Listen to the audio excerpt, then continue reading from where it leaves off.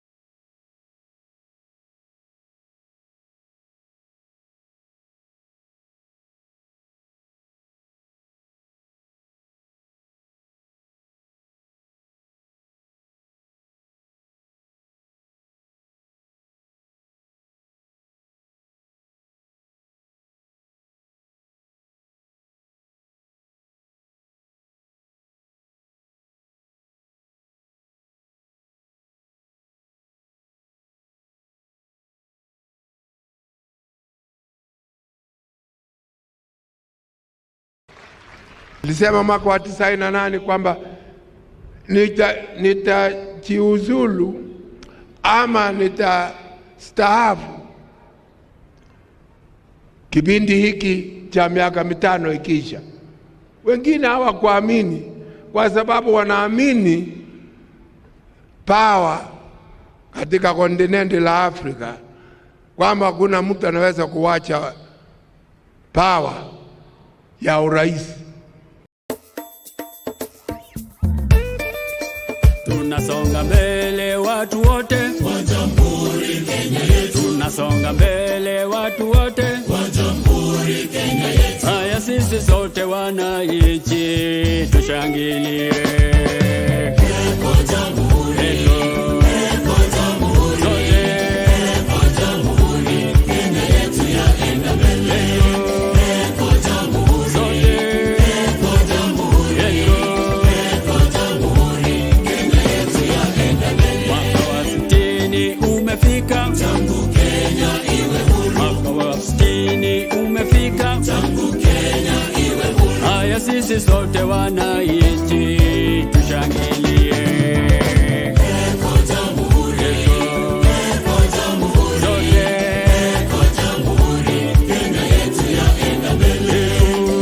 Kwa Jamhuri, kwa Jamhuri, kwa Jamhuri Kenya yetu yaenda mbele. Twaenda mbio kokote, Kenya yaenda mbele kokote. Kwa elimu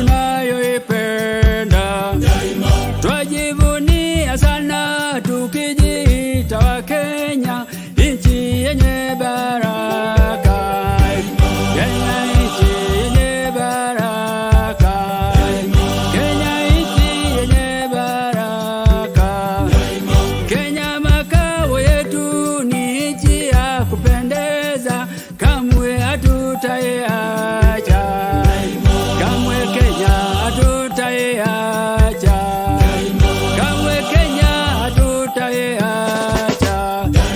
Mwenzangu, Kenya kipenzi chetu, hatutaiacha milele daima.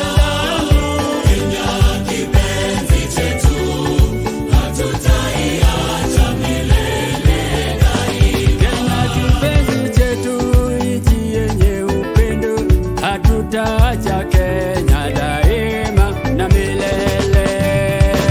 Kenya kipenzi chetu, hatutaiacha milele daima. Kenya kipenzi chetu, hatutaiacha milele daima. Tumeapa sote wananchi wa Kenya kutumikia Kenya daima na milele. Kenya kipenzi chetu, hatutaiacha milele daima. Kenya kipenzi chetu, hatutaiacha milele daima. Sitaiacha Kenya nchi yangu, nilipanda Kenya daima, na nikienda ng'ambo nitarudi, nilipanda Kenya daima, sitadanganya kamwe na wageni.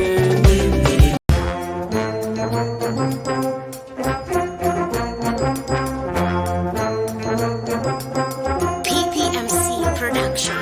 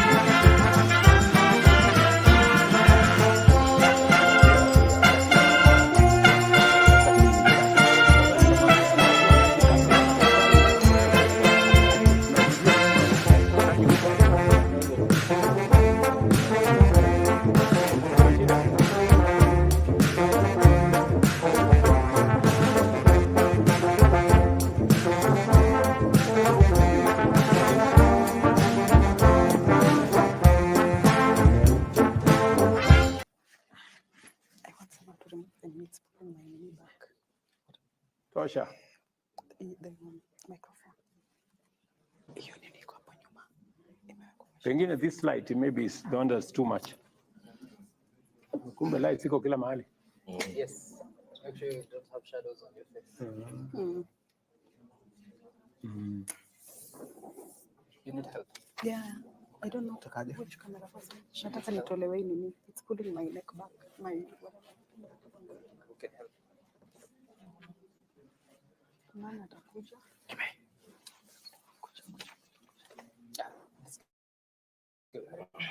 It's you. No, you can remove this nini ikae chini because it's pulling my neck.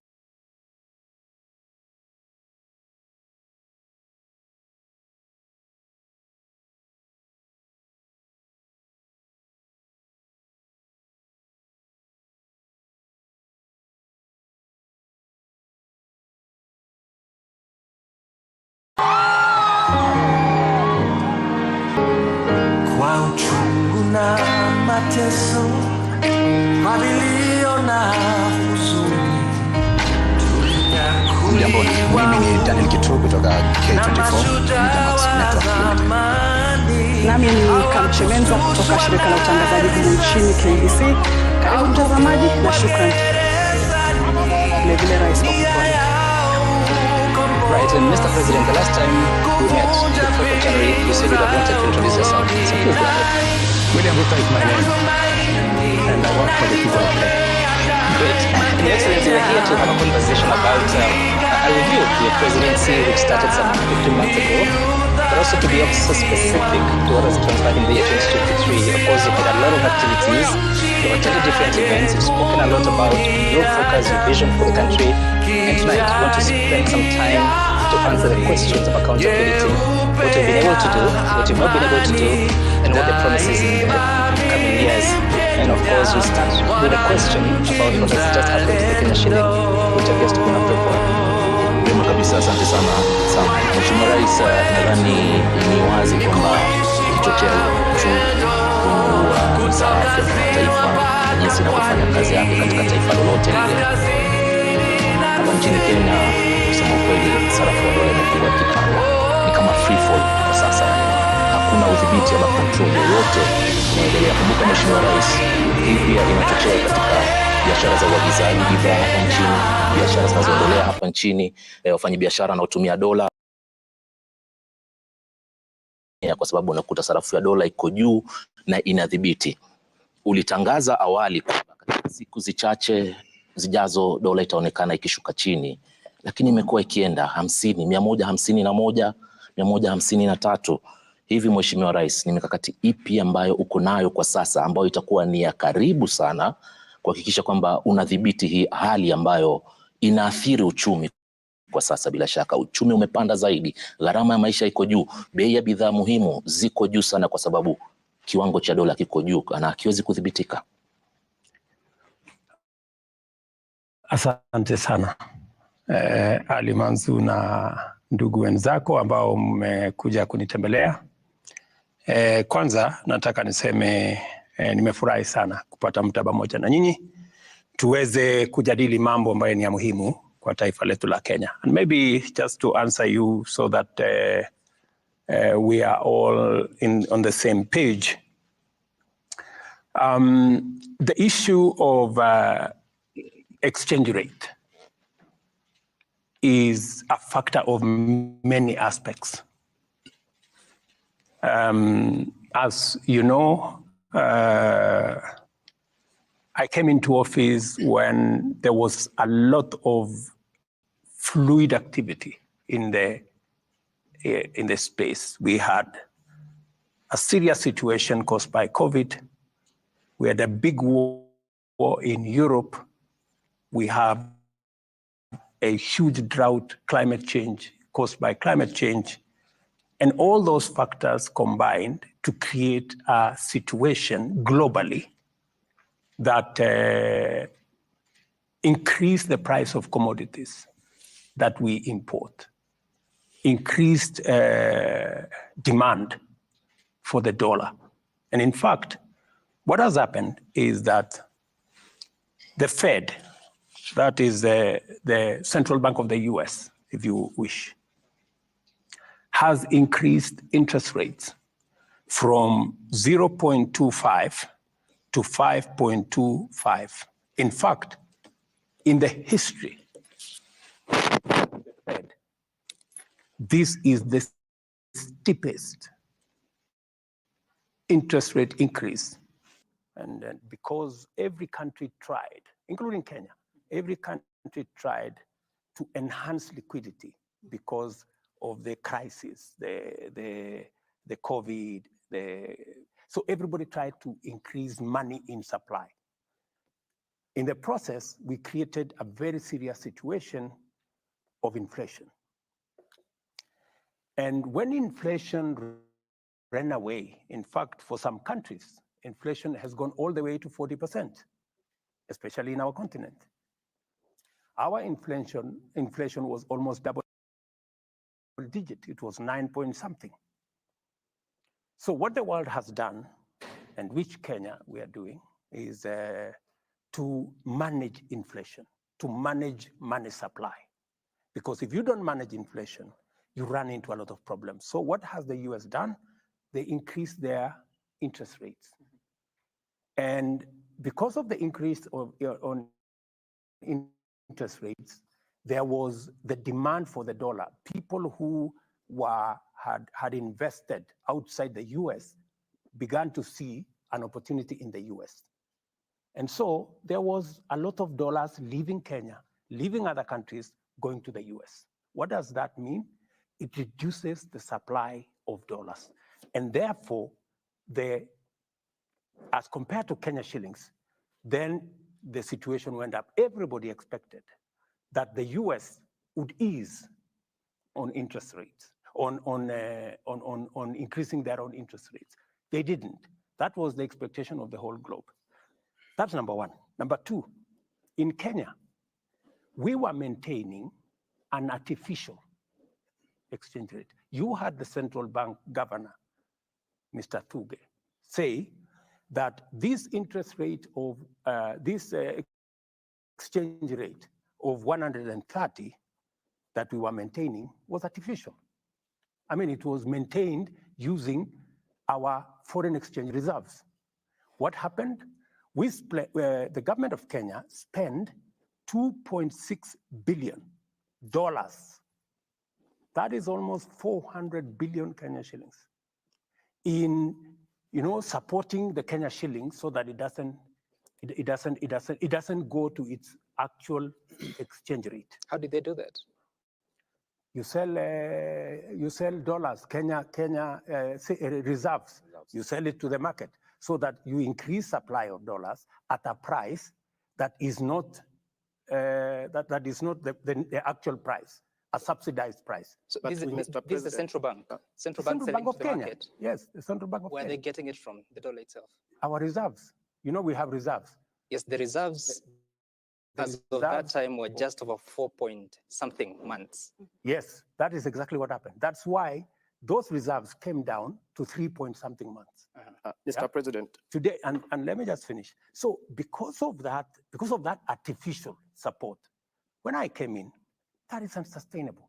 And it is partly why we have a crisis in our economy, because we were doing things that have no market support. So what I decided is we cannot, because it was anyway going to end up in a bigger crisis. So we stopped the artificial supply of dollars into the market. That's number one. We also, and that is why the rates went up. It is better for the rates to be up and they are not supported by artificial. We are not losing any foreign currency as a country. And what has happened is that imports to Kenya have gone down because our exports are now much more attractive. In fact, the people in the tea sector, the people in the coffee sector are earning much more than they were earning before. So what has happened is we are now keeping the exchange rate at a market rate, that we are not artificially supporting it. Yes, Mr. President, we will get to. And what will happen is once the international economic space eases out, the dollars then, the exchange rate will then come down consistent with our own management. Thank you. So in April last year, you did say that you will bring down, or the shilling will come down to about 115. This is an interview on accountability. That shilling has moved from 120.37. We are looking at 153.78 by Friday. And this is the central bank official rate. We also know that this is not the actual rate that actually Kenyans are spending when they go to buy the dollar. You promised that the government-to-government deal would fix this problem. Has it failed? And if so, what really happened? Let me tell you, my brother, if I hadn't structured the G2G deal, the dollar today maybe would be at 250. That's how serious it would be. Why? Because the US Fed kept on increasing their interest rates. And you know very well that we can do the things we have done as Kenya, but we are also subject to the global economy. The G2G deal has worked. If we hadn't experienced an increase in the Fed, the dollar would be at 120 today. But because they kept on increasing the US exchange rate, our exchange rate, if we hadn't done the G2G transaction, if we were still going to the market to look for $500 million, 60 billion Kenyan shillings every month, and in fact, many banks, by the way, were waiting for the dollar to be at 200. Yeah, they will have to wait for a while because we have done things that nobody expected would be done. And we have managed to make sure that although things are not going the way we had planned, but they haven't gone overboard. Mr. President, when did the US Fed begin raising the interest rates?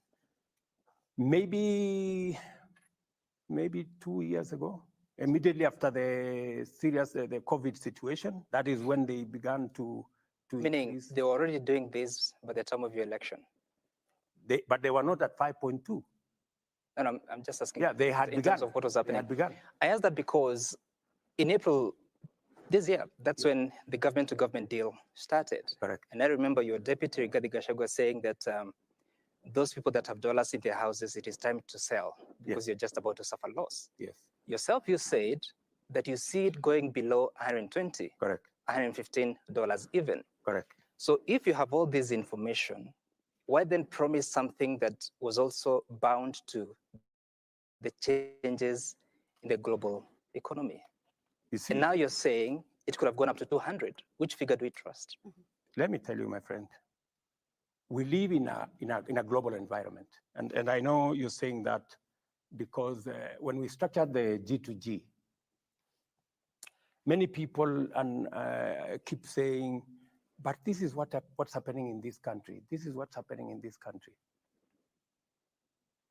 Fuel today is at diesel 200 shillings, 201 in Kenya.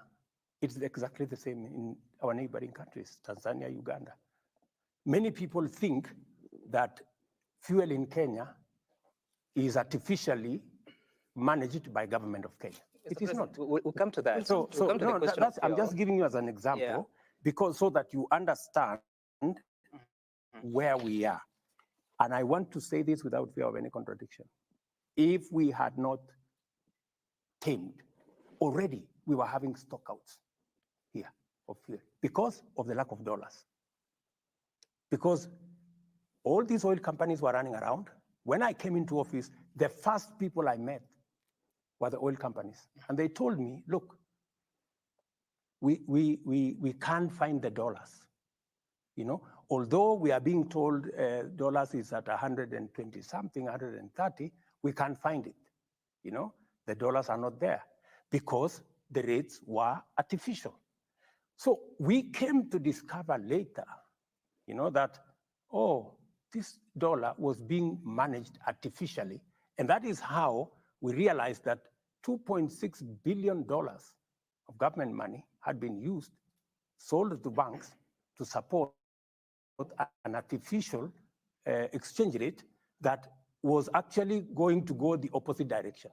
If we hadn't been managing the dollar exchange rate artificially, today we would be talking a different story. Mr. President, you've been in office for 15 months, and you wouldn't want to go to what happened in the previous regimes, and that's why you're taking. I am not talking about any previous regime. I'm just giving you the facts. Artificially what you're talking about. Let us remain here, and we're looking at even the region in terms of the East African region. Look at even the Uganda shilling and the Tanzanian currencies. They aren't depreciating as fast as they are, as Kenya is doing. In fact, some of those currencies are actually appreciating as we speak today. They do not have a government-to-government deal, but they are somewhere. Most of them import from Kenya. The question is, what has been the problem with the government-to-government deal, and why has it not been able to fix the slide in the Kenya shilling. You know, the government deal is not the only thing that will fix the exchange rate. It is one of the many things, right? We are a different economy from Uganda. We are a different economy from Tanzania, right? We have much more imports. We import much more for our industries because we are a different economy for all our other services than Uganda or Tanzania does. We are not in the same category economy-wise. We are a middle-income economy. They are in a different category, not like us. So you cannot compare them and us. Then you are not comparing the same stuff. And I don't want us to talk about other countries because then I don't want us to say which country is better than which one. Then, That's Mr. not- President, Rais. let's talk solutions. Yes. Because this basically drives almost everything, right, in the country. So the question would be what you are doing to strengthen the Kenya shilling. Precisely. That now you're talking. Three things. Number one, you have heard me clearly. In the last budget, I said there are things we are importing today which we should not be importing. We shouldn't be importing cement. We shouldn't be importing steel. We shouldn't be importing furniture. There are many things we are spending huge amounts of money to import when we can manufacture them locally. That is the reason why we have put a levy on the import of these unnecessary imports of products into Kenya, so that we can stem the export of our foreign currency and manufacture those items locally. Number two, we are importing 500 billion Kenya shillings every year of food items. 500 billion, from edible oil to maize to rice to all those. 500 billion US dollars we are importing. Uganda does not import that much food. Tanzania does not import that much food. We are the only country that imports that much food. Why? Because we haven't paid as much attention to agriculture. And number two, we need to understand that while Uganda 80% is arable with rain, Kenya only 15% is arable with rain. Tanzania is a completely different story. Almost 60% of their land has rain and is arable. Ours only 15%. That's why we are importing $500 million of food into Kenya. So what we need to do, we need to pay attention to our agriculture. The reason why we have invested, and that is why in the manifesto that I sold to the people of Kenya, agriculture, modernization, mechanization is one of the big tickets that I decided that I'm going to do. We have changed the trajectory on our staple food. Today, we are producing more in terms of maize, which is our staple food. In fact, my plan is that by next year, we shouldn't be importing maize into Kenya. We should be producing enough. This year, we have increased our production of maize by 40%, more than we did last year. Last year, we produced 44 million bags. We are producing 61 million bags this year. And it is because we have done interventions. Fertilizer that was being sold at 7,000, we are now selling at 2,500 because we are supporting production. We are full scale into the space of edible oil that we are importing. I am working with different governors. This year, we are working on sunflower, we are working on soya, we are working on palm oil. The president of Indonesia was here. We have agreed on a whole chain because they are the biggest country that we import edible oil from. They are going to work with us to grow palm oil in Kenya. That project is being led by county governments. In fact, it is being led by Gladys Wanga, the county governor of Homa Bay, because it is in the coastal region and around Lake Victoria that we will have the biggest space and the biggest opportunity for us to produce palm oil. We are going to do more around sunflower. We are going to do more so that we also stem the tide of loss of dollars into other jurisdictions because of food imports. So these are the things that I am doing. Number three, I am also looking at how are we going to get more foreign exchange into Kenya. That is why I am working round the clock to make sure that we have more Kenyans working in Kenya, in foreign companies when they are in Kenya, and we are also connecting Kenyans to opportunities outside Kenya. For your information, just so that I conclude, I made a commitment in our plan that we want to increase foreign remittances coming into Kenya, hard currency that comes into Kenya from foreign remittance from $4 billion to $10 billion. It is the reason why we just concluded a diaspora investment conference here in KICC this week. It is the reason why I have signed a bilateral agreement, labor agreement with Saudi, with UAE, with Germany, with Canada, and many other countries. We are exploring possibilities.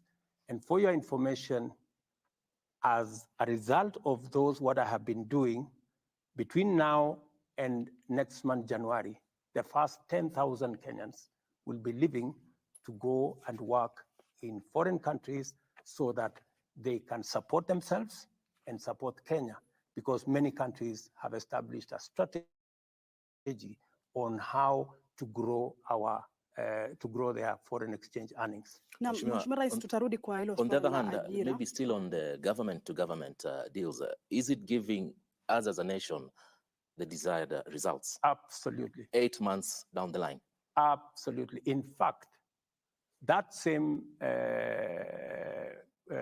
government product or program, many countries are seeking to know how they can copy that program, because it is giving us what we couldn't have gotten in a different way. Then how can we control the prices now? You see, fuel, it's been up and down. Like right now, we're talking of 210, 212 per liter. Ali Manzu. Yes. You heard me say this. The price of fuel is not determined by the government of Kenya. It is not determined by any company. It is determined by the producers. That is why today, the price of fuel in Kenya is the same price in Uganda, is the same price in Tanzania, because we buy from the same place.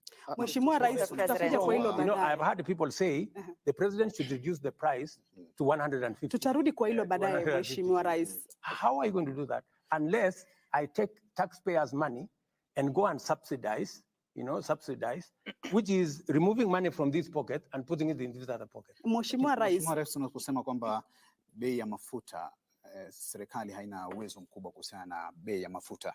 Itakumbuka kwamba wakati wa kampeni kabla hujawa rais, ulisema kwamba bei ya mafuta wakati wa utawala wa rais mstaafu Uhuru Kenyatta ilisababishwa na wale ambao waliwaita cartels, na zaidi ukaeleza kuhusiana na ushuru mwingi. Nini kilibadilika?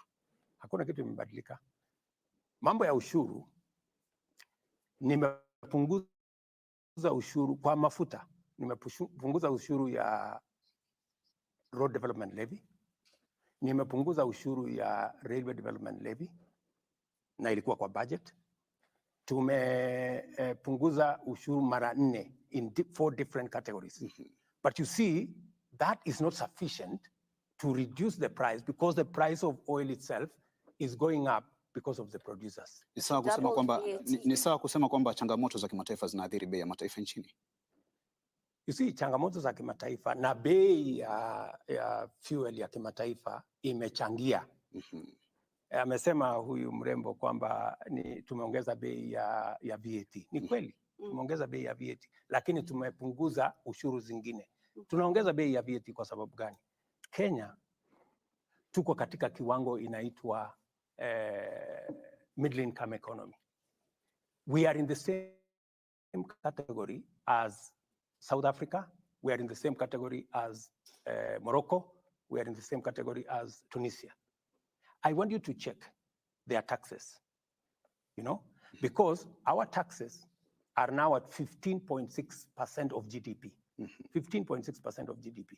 Taxes in South Africa is 27% of GDP. Taxes in Morocco is 32% of GDP. What am I trying to say?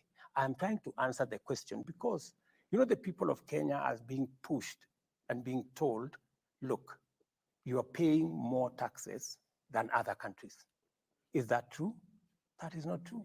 Now, Mheshimiwa Rais, we are paying the same taxes like all countries that are in our same category. And let me tell you the difference so that you can take the chance. Let me tell you the category. If we go to the market, the countries that are in LDCs, they get a lower interest rate than those of us who are in middle income. So you cannot compare them and us. We are in a different category. And for your information, countries like France, their tax as a percentage of GDP is 45%. We are only at 15.6%. That's the difference. Na Mheshimiwa Rais, bado tuko kwa hili swala la shilingi na dola. Umezungumzia miradi tofauti tofauti hapa ambayo mmeweka katika mpango wa kuweza kupunguza hiyo dola ambayo shilingi iweze kuwa na thamani. Swala la mahindi umesema by mwaka ujao Aprili hapo pengine swala la mahindi tutapunguza kuimport na mambo kama hayo. Ukatajwa masuala kuhusu pia edible oil na miradi ambayo ipo.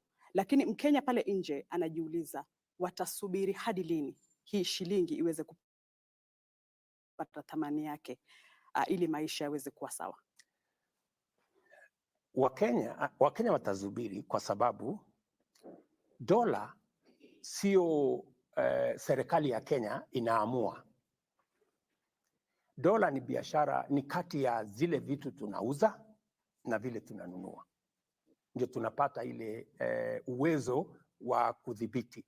Kwa sasa kuna vitu nyingi tunaagiza kutoka nje.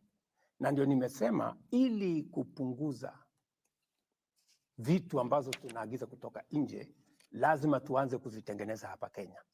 Simiti, nimesema ya kwamba na tumeweka katika budget ya mwaka huu ya kwamba simiti itakuwa inatengenezwa Kenya kwa sababu tuko na kampuni, tutapanua kampuni ambazo tuko nazo ndio tuweze kuokoa dola ambazo tunatumia kuagiza simiti.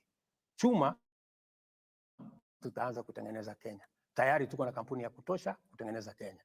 Furniture tutatengeneza Kenya. Chakula tutazalisha Kenya. Ndio tuweze kupunguza ile dola ambazo pesa ambazo tunatumia ya kigeni kuagiza vitu ambazo zinakuja Kenya, ndio tuweze kumanage ile exchange rate. Kwa hivyo Mheshimiwa Rais, hadi hapo Mkenya ataendelea kukandamizika. Hadi hapo, unajua sasa hakuna miujiza itafanyika. Unajua sasa wewe unataka kufanya miracles. Hakuna miracle. You know, this is what is happening globally. Mr. President, we live in a global economy and we need to understand. And it is very important for us sitting here to tell the people of Kenya that, because many people are saying the price of fuel. I want to tell the people of Kenya, the price of fuel is not controlled by the government of Kenya. That's why I was saying yesterday, many people are praising me that, oh, you see, we have now begun to see the prices of fuel coming down. I told them, no, musinisifu, hakuna kitu nimefanya, ni wale wanatuuzia wameanza kupunguza bei. Na mimi nataka niwaeleze wa Kenya, bei ya mafuta hapa Kenya ni sawasawa na bei ya mafuta. Mr. President, we'll get to fuel. We'll get to fuel. We shall get to that, Mr. President. But I want to ask something my colleague Sam asked earlier. So did you promise what you couldn't deliver? I promised in the context of where we are. If things had stayed constant, I would have kept my promise. But we live in a situation that things are changing. The world, we live in a global environment that the prices are going up. You cannot keep unless, and I don't want to lie to the people of Kenya and say, let me spend public money so that I look like I am keeping my promise and I am doing the wrong thing. It is better for me to be brutally honest and say this is not possible. We may have made a commitment, but because the situation changed and everybody knows what that situation is today, the prices of commodities went up. You heard Uhuru Kenyatta say he was not the one who started the war in Ukraine, and all the other things. But that is okay. Mr. President, what we must be honest to ourselves is, are we doing the best to manage the situation so that doesn't flip and go in the wrong direction? And I want to tell you, yes. Mr. President, I thank you for that response. And to be brutally honest, just to pick up from where you are sitting, I think Kenyans know that it's actually true that government has a big role to play in terms of the fuel prices. It's not true that government doesn't play, because 40% of the taxes, between 40 to 45% of the fuel price in Kenya is actually government taxes. So government has a big role to play on that. I think we need to move to energy now that we are energy. Just for that, Paul, Mr. President, I hear you, and I've listened to you carefully saying that if things had remained constant, and I was hoping that you'd explain what is that constant, because you also say if the US dollar had not been, the exchange rate was not, if the US interest rate was not increased. It was increasing already. It was increasing, but it has reached a place where everybody thought it was going to stop. But the next 3-4 increases were completely unexpected. Even today, all of us expected that they would begin to come down, but they've decided to keep it. Okay, and Mr. President. And you see, while my good brother here said the government has I just wanted us to say that. A lot of say on taxes. Yeah. You see, my friend, while it is true that I can tomorrow say, let us reduce the taxes, it is also true that tomorrow, for every 10 shillings I collect, every 10 shillings, 7 shillings go to paying debt. Are you telling me that you want me to do what other countries have done, to default on debt? Because that's the only option I have. I can say, okay, let us pay less, and then let's tell the international community, Kenya cannot service debt. Is that what you want us to do? That would be very. And Mr. President, that's what I was asking you. So precisely, you cannot say, it is simplistic for you to say, yes, the government can, 40% of fuel is taxes. The government can decide tomorrow to lower the taxes. But those taxes we are collecting, we have education to fund. First, we have 7 shillings for every 10 to pay debt, which Wiliam Ruto did not accumulate, right? Number 2, the 3 other shillings, we have to pay our children to go to school. We have to manage our security. We have to manage our health. We have to manage everything else. We have to pay our teachers. So are you telling me I go and tell teachers, I don't have salary for you this month because I have to reduce the price of fuel? Do you think that would be reasonable? Maybe just, Mr. President, on that issue, just hold on to that thought a bit, because if you look at the prices of fuel, what has happened is that we are looking at consumption. If I look at the last data, the last 3 months data, consumption of fuel has actually dropped to a 5-year low. And if you look at even KRA, the collection, they missed the target. They were off the ordinary revenue by about 31 billion Kenya shillings. So what is happening is, yes, on this end, you have a plan to collect taxes, but these taxes are not coming through to Kenya Revenue Authority. And on the other end, you are killing the economy because you have people not moving, consumption, because oil and electricity basically will tell you what is happening in the economy. For your information, your figures are wrong, because if you look at the taxes that have been collected from fuel, they've gone up. That's the correct position. So the other taxes are the ones that they have not met the targets. And why haven't they met the targets? Because I gave them a very high target. Mr. President, because I wanted them to do much more than they are doing. Mr. President, let's just take a look at the data. So don't misrepresent facts. Let's talk about the correct position. The data you have from the Kenya Revenue Authority, because they're the ones who collect the revenue in their report. In the first quarter, ended September 2023, the oil taxes, the target was 84.6 billion shillings. They collected 77.7 billion shillings. Similar period last year, it was 78.5 billion shillings. That's a drop of about 800 million shillings. So indeed, for quarter one, there has been a reduction. If you're to speak about the volumes, the same quarter, diesel in 2022, quarter one, it was 1.15 metric tons, 1.5 million metric tons. This time round, the same quarter, it is 1.05 metric tons, a reduction of 56,000 metric tons. For petrol, 770,000 for quarter one 2022. Quarter one this year, it is 742,000, a reduction of 28,000 metric tons. So there has been a reduction. The difference comes in because the taxes are higher, more expensive than it was last year. That is not the correct position, my friend. Those are figures from KRA. Let me explain to you. Okay. Yeah. We import fuel for Kenya, but 40% of that fuel goes to Uganda, Rwanda, and sometimes all the way to DRC. With the Eastern DRC get fuel from Kenya, right? So when you look at the figures, you must know that there is a component of fuel that is not sold in Kenya, that is sold outside Kenya. That you must KRA reports about the revenue, isn't it? That's what you must know first. Yeah. Right? So when you are looking at the quantities and the numbers, you need to factor that into the equation. All right?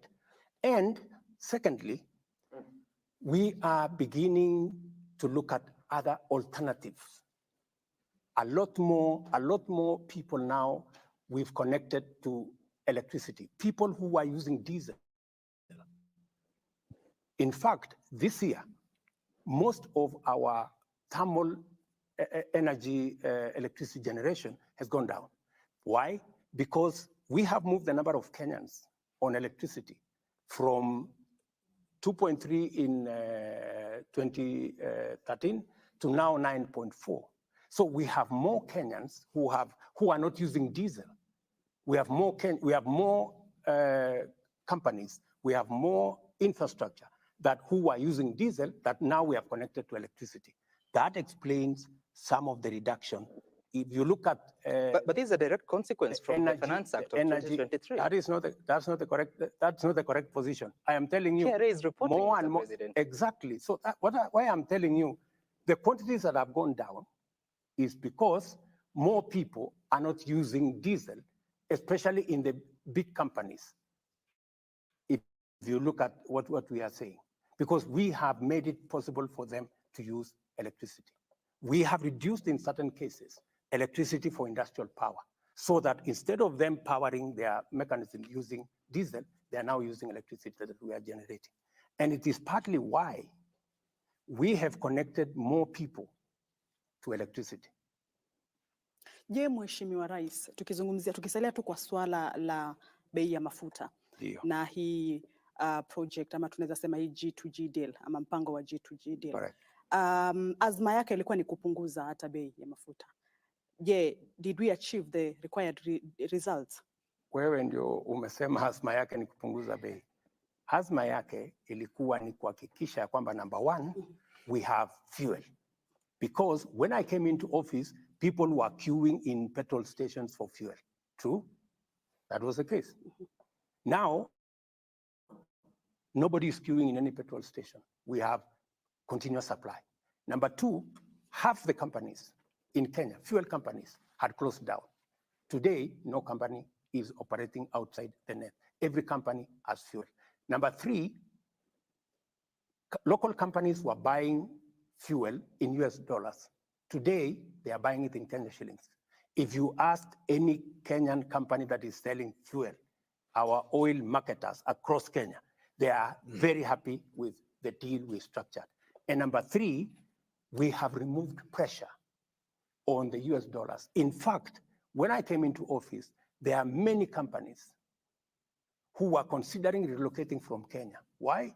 Because if you can't have foreign currency to pay your dividends for companies that are not Kenyan, there was a backlog of almost 8 months of companies that are not paying dividends for their investors because there was no dollars in the market. Today, I have made sure that though the dollar is high, but it is available. Mheshimiwa Rais, katika sikukuu ya Jamhuri ulisema kwamba uchumi wa taifa umeimarika kabisa. Siku chache kabla ya hotuba yako, Naibu Rais Rigathi Gachagua alikuwa amesema huenda ikachukua muda hata wa takriban miaka 10 hivi katika kushughulikia masuala muhimu ya wananchi. Wakati fulani Waziri wa Fedha Henry Rotich akasema kwamba hapana.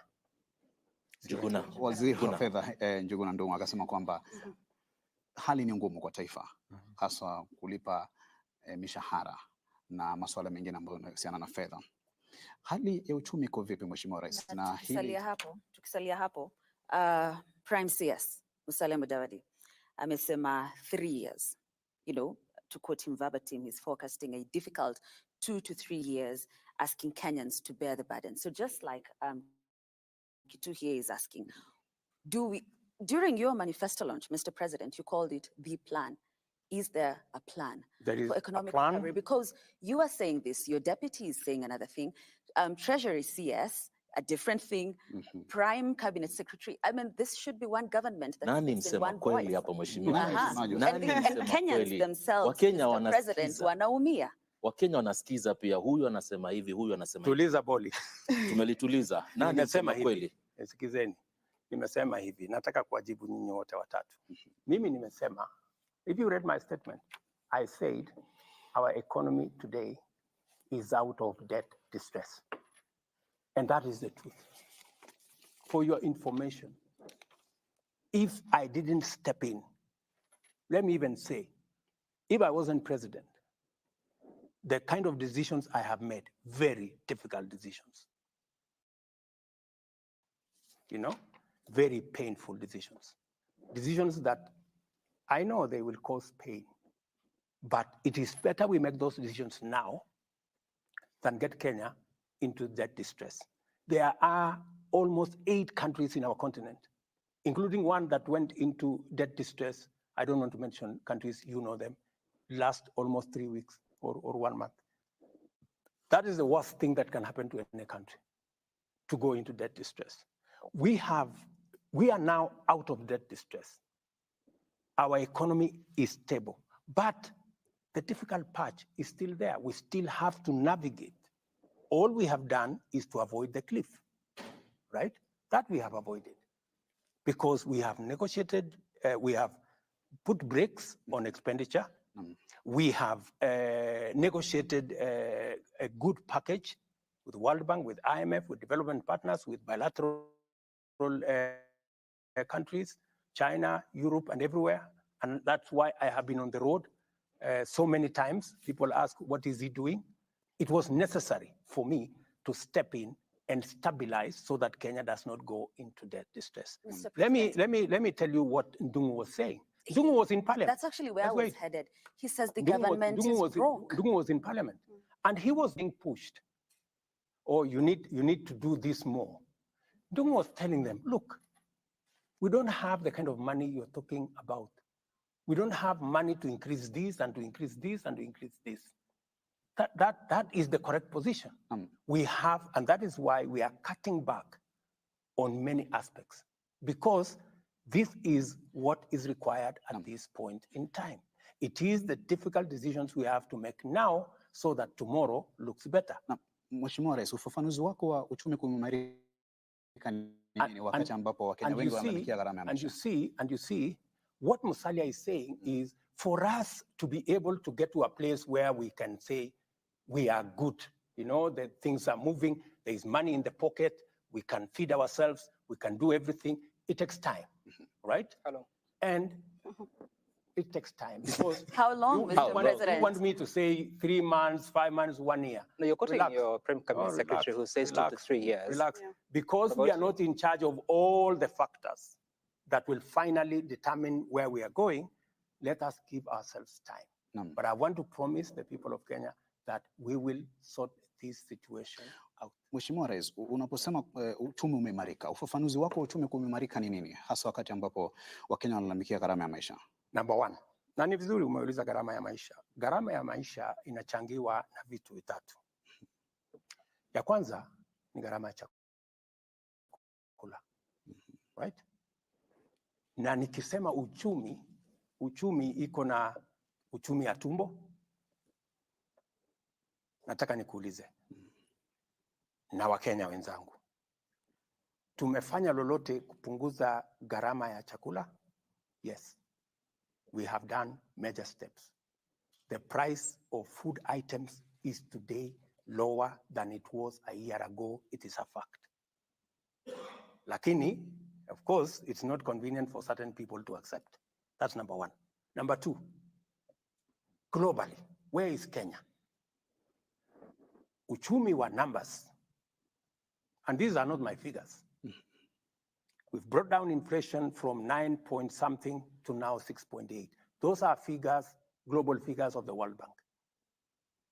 Number two, our economy is growing at 5.4%. Not my figures, World Bank figures, right? In fact, they quote Kenya is the 29th fastest growing economy globally. Those are figures out there. Of course, many people don't want to accept. I know that there is still no money in people's pockets. Uchumi wa mfuko bado ndio bado. Yeah? Utakuwa lini? Are we doing something about it? Yes. That is why we're spending more money in education. Yeah? We're putting more money in education. In fact, this year, we are putting an extra 120 billion in education. To do what? To make sure that we reduce outlay by Kenyans to fund education. Number two, we are putting more money in health. That is why we've passed 4 laws. What do we want to do? We want to make sure every ordinary citizen has a health insurance. Those who are paying 500 will come down to 300. We are going to make sure that we don't leave nobody behind. That is why I am going out of my way to create jobs. Today, as I talk to you, because you need to put money in people's pockets. Today, as I talk to you, 120,000 people are working in a housing program. Today, as I talk to you, we are working on export of labor, making sure that we connect Kenyans to jobs abroad. Today, as I talk to you, we are expanding the space of digital jobs. We just passed the law so that we can create ICT hubs across Kenya. I have already negotiated for digital jobs globally. Kenyans are very good at it. We are going to spread opportunities so that people can put money in their pockets. So that's why I'm saying we need a plan. You know, it is easy to say, let us do quick fixes. We have been doing quick fixes for a long time and we haven't gotten it right. Many people wanted me to do a quick fix by subsidizing unga. I told them, let us not subsidize unga. Let us promote production. We will eventually get the right results better. Mheshimiwa Rais, awali kulikuwa na mazingira mazuri pengine ya kufanyia biashara. Tunavyoona sasa, sijui kama palikoseka wapi, pengine unaweza kutueleza, manake kulikuwa na mazingira mazuri ya kufanya biashara. Kuna takwimu ambazo zimetolewa hata na FKE nadhani wakisema kwamba kuna makampuni ama kuna Wakenya takriban 70,000 ambao wameachishwa kazi. Katika serikali yako mheshimiwa, palikoseka nini haswa pale mpaka mazingira ya kufanya kazi yakawa magumu kiasi cha kwamba 84% ya Wakenya wanasema kwamba maisha ni magumu, na hizi ni takwimu ambazo ziko zaidi ya 50 kwa mara ya kwanza katika Mkenya kusema kwamba maisha ni magumu na pesa haionekani. Na tukisalia hapo, Mr. President, because it's just based on what she said, are you aware that 87% of Kenyans, your people, Mr. President, that is 9 out of 10, have opted to reduce on personal expenditure because of the current economy? Watu wana opt kutokula, which is what we're talking about, uchumi ya tumbo. They're foregoing food because of the current situation. Good. I want you to read a clip or even a text. It was in the Standard. 10 months after Kibaki became president, the same number of Kenyans said NAC and President Kibaki had made their life worse than ever because Kibaki decided to make the right decisions, not popular decisions, right? 10 months after he was president. We are in the same space. But let me tell you the following, that it is true. We are facing a difficult situation. We are facing a difficult situation because that is the global situation. But are we doing something about it? Yes, we're doing something about it. Is it bearing results? Yes, it's bearing results. The price of food is coming down because of our intervention, by God's grace. The global economy is appreciating what Kenya is doing. Let me go to FKE. FKE said 70,000 Kenyans have lost jobs or have gotten out of jobs. Part of those 70,000 Kenyans, for your information, are teachers who are working in private schools, who we have hired as government. Now they are teaching in, we have hired 56,000 teachers as teachers. We have hired an additional 120,000 people working in our housing program. We have a plan to make sure that we keep increasing. We have only 31 sites of our housing program. We have another 34 that will be rolled out the first quarter of next year. By the end of next year, we will have between 200 and 250,000 Kenyans working. So the economy is adjusting towards where we want to go. We do not want to be an export destination for others.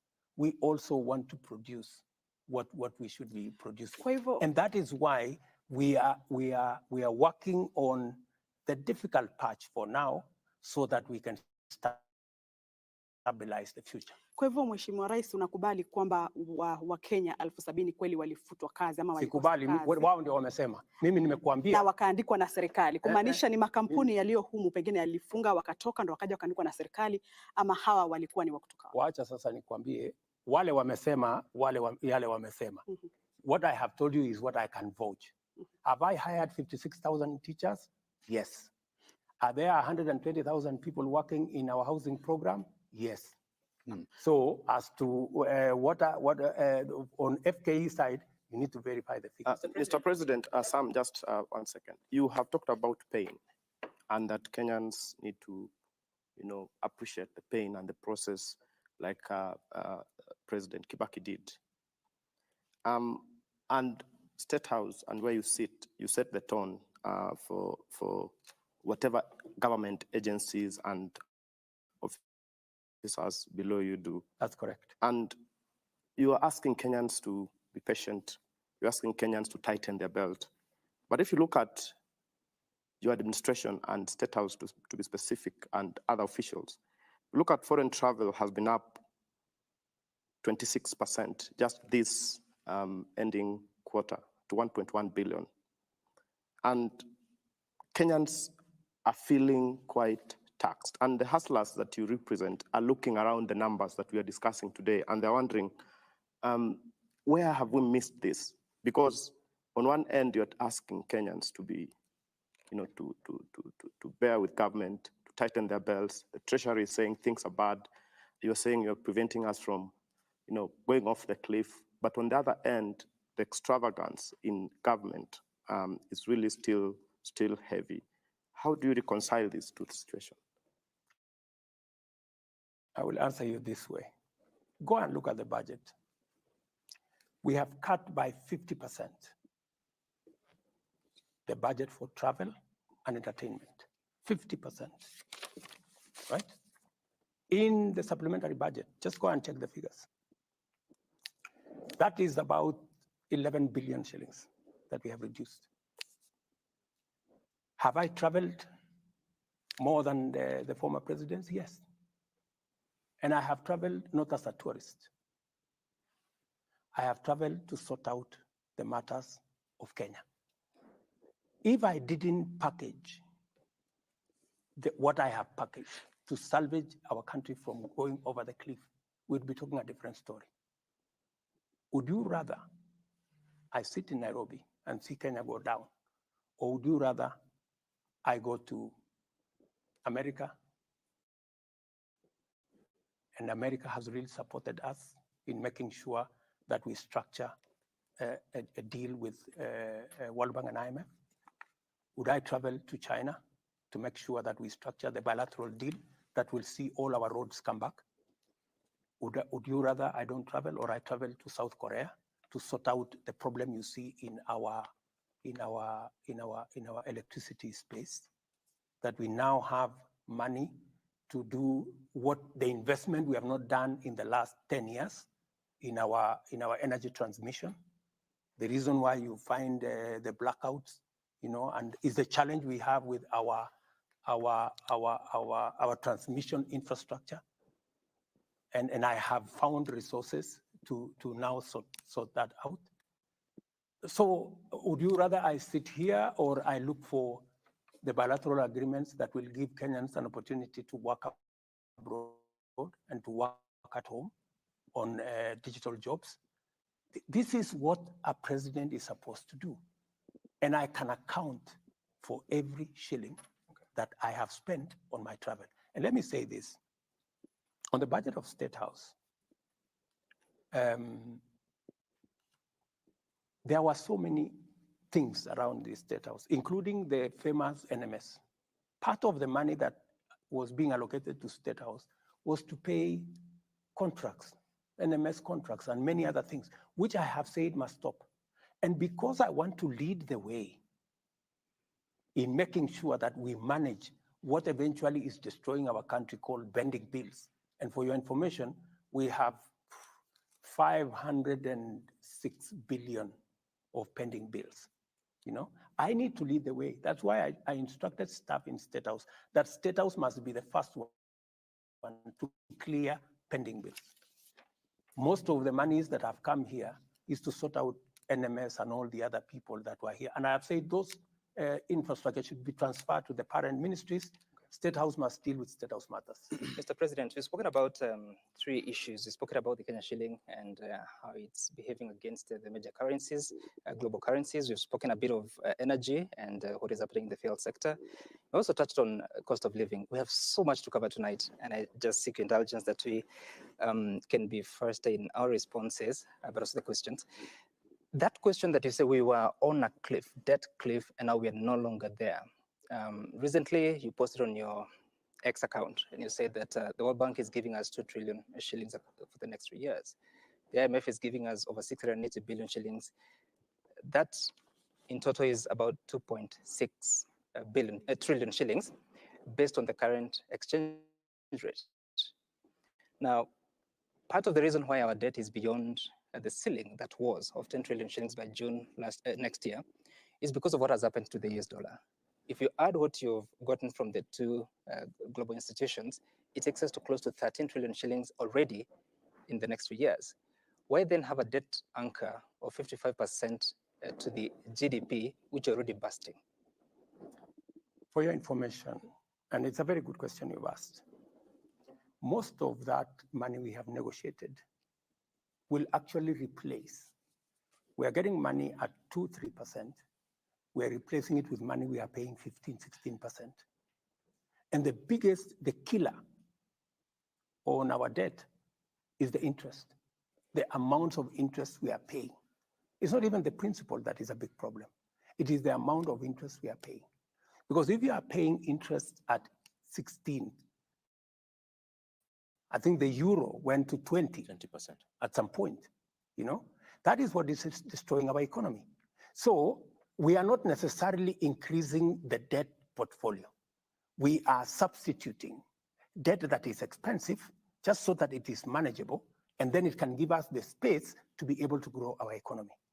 That is the context. Mm-hmm. So what the international community have supported me to do is to replace the Eurobond, which is $2 billion, $2 billion, of very expensive money at 20%, with money that we can manage at 2-3%.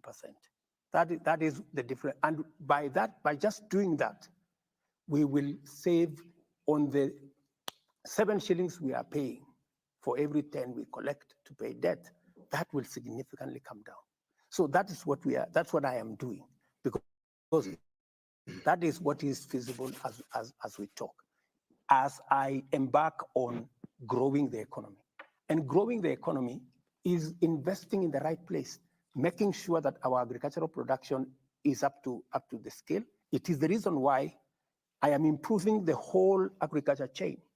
I'm building 400 markets. I promised Mama Mboga that they will do a business in a good place. Building 400 markets.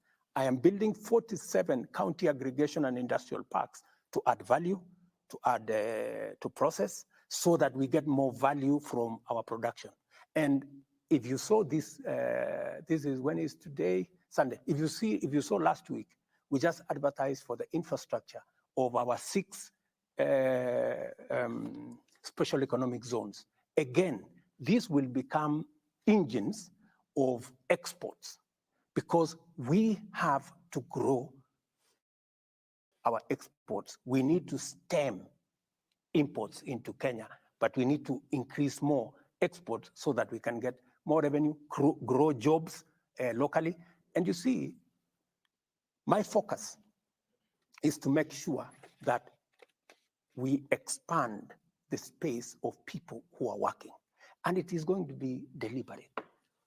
It's going to be difficult, but it must be deliberate. That is why housing is one plank where we're going to create jobs. Agriculture is another space in the special economic zones and the exports, and that space we're going to grow jobs. The digital space, which I have negotiated with Facebook, I've negotiated with Meta, for us to have digital jobs in Kenya. You already know that the number of people who are working in the digital space, and we are going to export more labor. As I talk to you here, there are people being trained in NYS today for people who are on the space of export of labor, because we have to have interventions. We have to have, I mean, it is different. They are nurses. There are adverts that the Ministry of Labor goes out to look for them. Mheshimiwa Rais, kuhusiana na ada ya nyumba umeitaja, unafahamu kwamba kuna Wakenya wengi bado hawajaridhia licha ya kwamba kuna agizo kutoka mahakamani, na nakumbuka juzi ukiwa kwenye mkutano wa diaspora pia ulisisitiza ukasema kwamba housing levy lazima itekelezwe na kadhalika. Hebu tuelezee, kuna mabadiliko yoyote baada ya mahakama kutoa agizo lake na wewe kuendelea kusukuma kwamba ni sharti Mkenya atozwe hii ada ya nyumba? Mahakama walisema hivi. Mahakama walisema hii ada ni sawa kama Wakenya wote watalipa.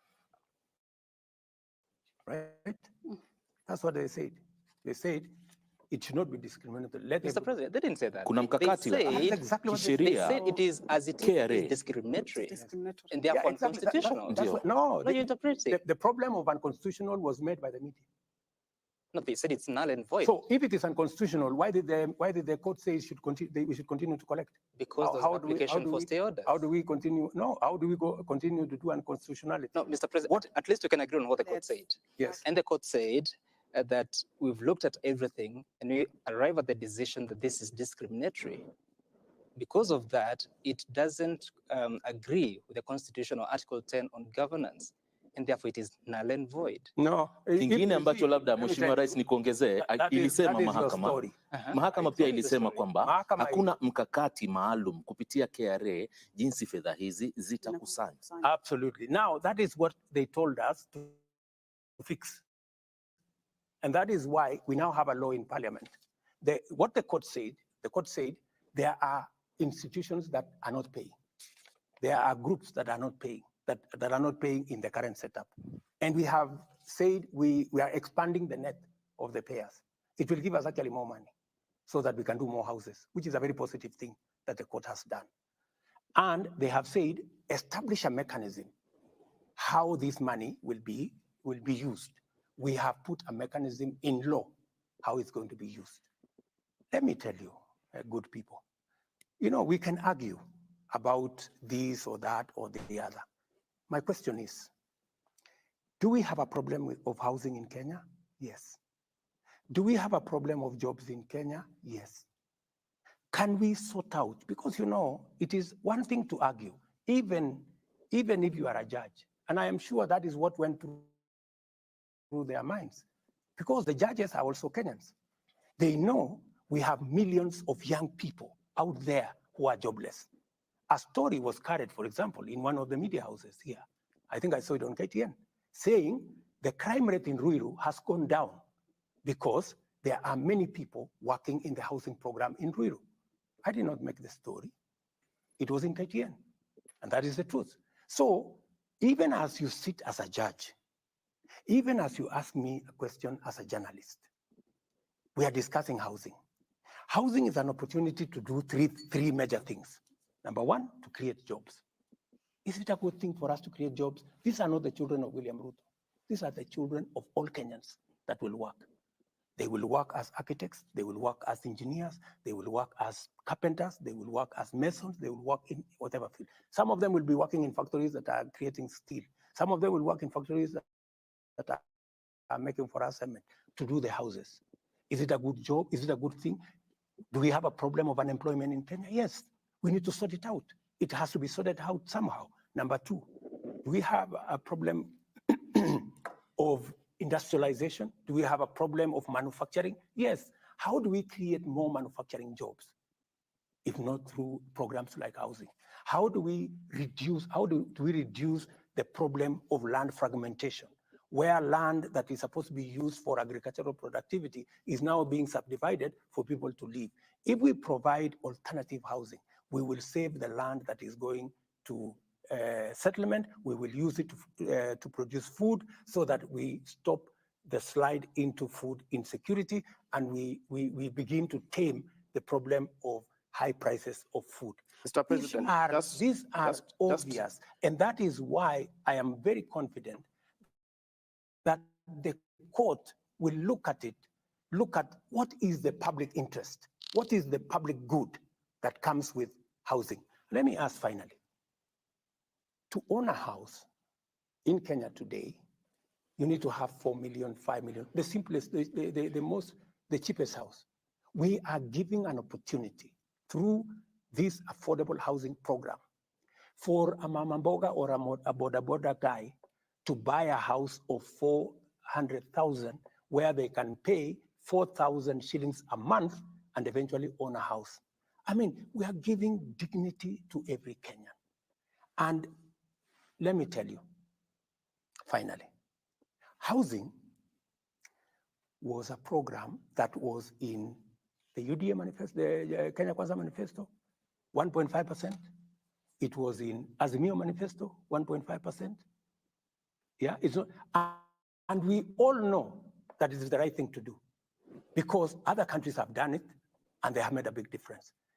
We have had this housing thing for as long as I have been a politician, but nobody has had the courage to implement it. Nobody has had the plan to do it. Have you stopped to wonder or ask what the people think, what their sentiments are about this? Because times are tough, Mr. President. Put in mind, 70% are saying no to this program. Just wait. I want you to go to where these Kenyans are working. Go and ask them. Go and ask them. The beneficiaries, the people who are working today, they are not even the owners. They are just working. Go and ask them. And you see, this is the beginning of a program. Give it time. Kenyans will come to appreciate that, yes, my son is working, my daughter is working. If they're not working at the construction site, they are an architect, or they work in some company, they are an accountant in some company that is doing cement and construction products. And let me ask you, countries like Singapore, like Malaysia, like Korea, we all have been talking about them.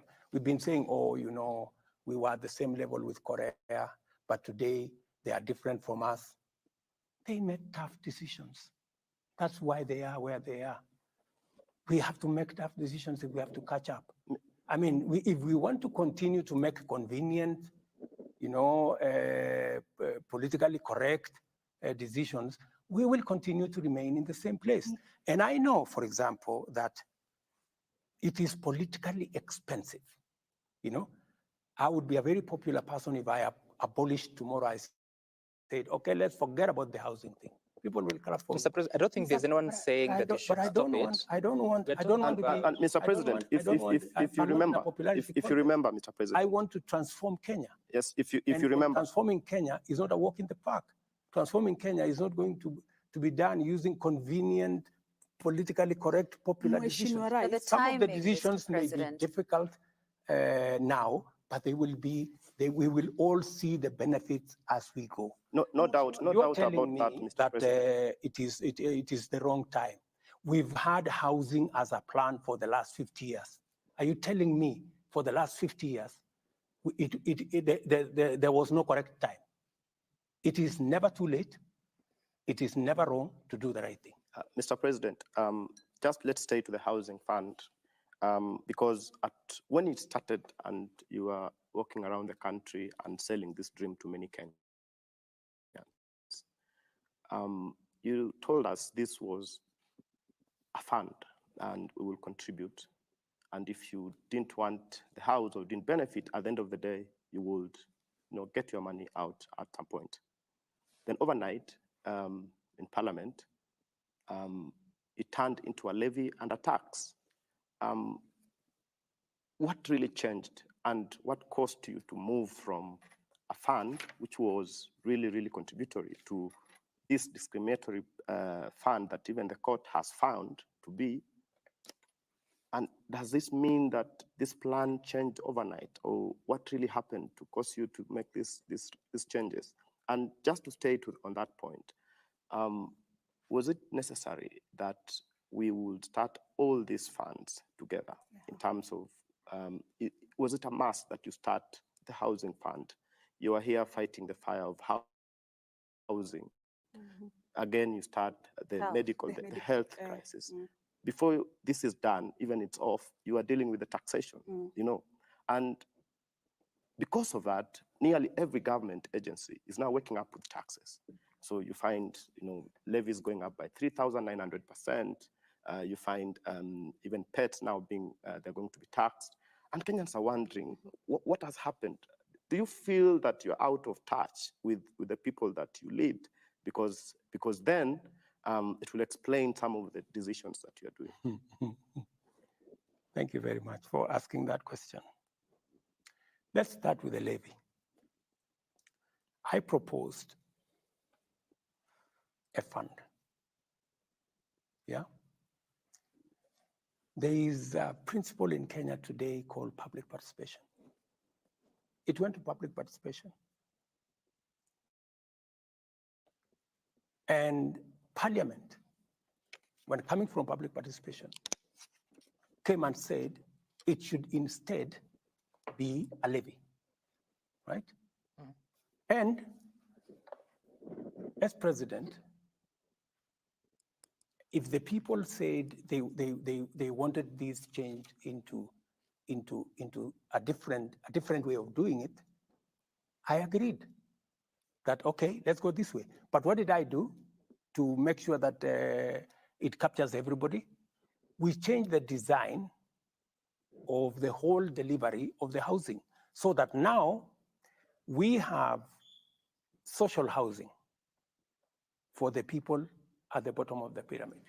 Will pay 4,000 or 5,000 shillings and get a house. We have affordable housing for people in the middle who will pay between 5,000 and 15,000 every month. But we have also included 30% of all the units to include the people who largely are the contributors. The people who are the biggest contributors, the people in the middle class, who will pay now between 15,000 and 30,000. So we have made everybody a beneficiary, in the chain, again, to mitigate against what you're saying. And what have we done? Mortgage today is around 17%. What we have done is that we have now reduced the mortgage. We are using the fund to mitigate the mortgage that you pay. And it is now gazetted that the people who will buy social houses, their mortgage will be at 3%. The people who will buy affordable houses, their mortgage will be at 6%. And the people who will be buying the market houses, we will reduce their mortgage by half. Even you, instead of paying 18%, you will now have an opportunity to pay at 7%. So that way, we have carried everybody, making sure that everybody who is paying has a chance to own a house.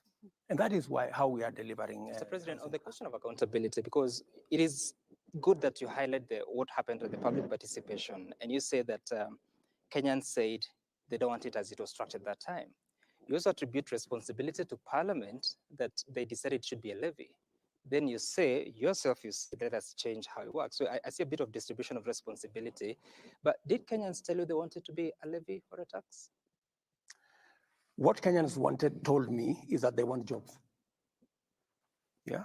On that particular question, Kenyans the participation told me, was on the housing levy, Mr. President. I was, but you know, when Kenyans tell you they want jobs, it is you as a leader to figure out where those jobs are going to come from. And so you presented a housing levy in the finance bill of 2023. I presented to the people of Kenya housing, and I told them I am going to create jobs using this housing. And they agreed with me. And I have created jobs using housing. The mechanism of delivery could be this way or that way. Did I make a commitment to the people of Kenya that I'm going to implement housing? Yes. Did I tell them we will create jobs using housing? Yes. Have I implemented the program on housing? Yes. Have I created jobs using housing? Yes. That you did and you are doing. And you see, Mr. President, sorry for this, but Mr. President, you are saying that you promised all those things and you are doing. But when people tell you, we don't want it, it is too expensive for us, you change it from a levy, from housing fund, from a contribution to a tax that is not even, you can't recoup it after the 7 years. How did the translation into that become? You see, Sam, you know, you're splitting hairs. I'm not splitting. Yes, you are. Because what you are saying, you're trying to find fault. What is the greater good? What is the national interest? I mean, to you, does creating 120,000 jobs register anything good? It is a good thing, but I'm asking you about public participation. That's making sure that an ordinary person who would otherwise never have a chance to own a home, now they have a chance to own a home. Does that make sense to anybody? Yes, it does. And so you see, if you pass an exam with 80%, it's an A, my brother. It may not be 100% what I wanted, but it is 80% what I wanted. It is doing 80% of the job. Surely give me some marks. Mr. President, the question is at what cost? At what cost, Mr. President? Because granted, the people told you they need jobs. This means they do not have the jobs. This means they do not have money in their pockets. And in response, what you're doing is taxing them further. But let me ask you, my dear sister, the people who are working today did not have a job, right? Those are the people in the street. They didn't have a job. The people who have a job have had to pay 1.5%. 1.5% so that we can give a job to somebody else. And for your information, that somebody else that is getting a job is a taxpayer. They contribute to what we eventually earn. Is it too much for us as public servants who earn a salary to give 1.5% of our salary so that somebody else, another Kenyan, who is also a taxpayer, who also deserves something, they don't have a job because the job maybe they would have, I have. But I'm being asked, contribute 1.5% so that that other Kenyan who is walking in the street can have a job. But it's not just that, Mr. President. Let me just finish. They too can own a home the same way you own a home. I don't think that is being asked.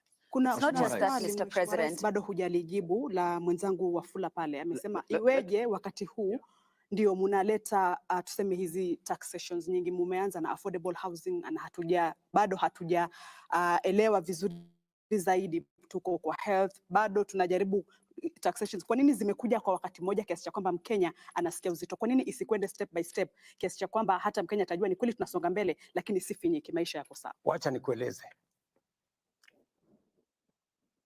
mambo ya health. Kwa mfano, it is the profiling, it is the spin that you people are many people, let me not accuse you, many people are spinning it. What are we doing? What are we doing in health? We are saying in health, we want to reduce those who are, and they are, by the way, the majority of the people who are, when I spoke about hustlers, people thought I was not serious. I was very serious. That is why I am saying, those of us who have a job, let's contribute 1.5% good people, so that those of us who are hustlers, the people in the street, can, even them, they can have a job. They now have 120,000 of them on a job. That's number one. On this, on the health, what are we doing? We are saying three things. Number one, for the first time, every Kenyan, even those who today cannot afford nothing, they will have a health insurance. For the first time. Number two, those who, the kind of unfairness that there can be. Mama Mboga is paying 10% of our income for health insurance. William Ruto, the president of Kenya, is paying 0.001%. Why? All we are saying is, let everybody pay an equal percentage of what they earn. Is that too much to ask? What will happen? The people who are paying 500 will come down to 300. Is there anybody saying that there are people who will get an insurance cover who do not have? No. Are there people who are saying that those at the bottom of the pyramid will reduce their money or their contribution from 500 to 300? No. The people who are talking are not talking about those things because they are not convenient, and because many of us believe those people don't matter. I want to tell you, my friends, those people are also Kenyans. They matter the same way we do. Let us give them a chance. And Mr. President, let us give them a chance to also participate in Kenya. Let us give that fellow, that mama who has no chance. And let me tell you, for the first time, a person who would otherwise die of cancer or diabetes or hypertension, because when they go to hospital, they are told they don't have the money. For the first time, we have a special kitty, which all of us will contribute and give everybody a chance at life. I mean, my friends, all we are saying is, let us have a country where nobody is left behind. Maybe the question, because we are just thinking about ourselves. We are discussing how our salary is going to be, how 1.5% of our salary. There are people who have never seen who have never seen a pay slip. There are people who really, genuinely don't have a chance at life. I am asking the rest of Kenya, please, let us give a chance at life to many more Kenyans than those of us who are employed. We are only 3 million. We have 10 million people out there. Mheshimiwa Rais, umesema kwamba makato haya mapya ya bima ya afya yatashughulikia kila Mkenya kupata matibabu. Na kwa Wakenya ambao hawana uwezo wa kulipia bima hii, mtawashughulikia vipi kama serikali? Kabisa, you have asked me the best question. Ukisoma sheria mpya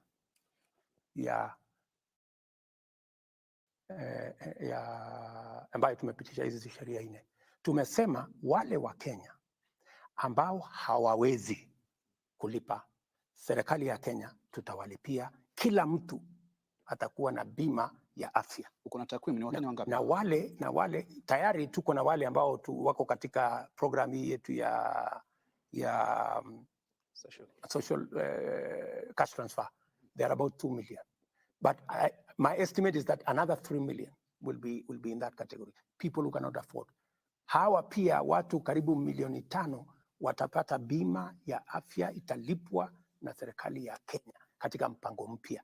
Jameni, na wauliza wa Kenya, hata na wao ni wa Kenya, tuwafikirie. Na wale wako chini pale, karibu wa Kenya wengine karibu 8 milioni 9 ambao wanalipa saa hizi shilingi 500, tutawapunguzia shilingi 300 kwa mwezi. na wale hawana uwezo kabisa tutawalipia. Na jambo lingine la muhimu zaidi, wacha niwaambie, hii ni ya muhimu na Wakenya wasikie. Pesa ya NHIF kwa sasa karibu 50% inabebwa na watu wanafanya kitu inaitwa fake claims. Mumesikia kwa mfano kuna hospitali moja hapa Kinoo. Mumesikia? Ilikuwa kwa vyombo vya habari.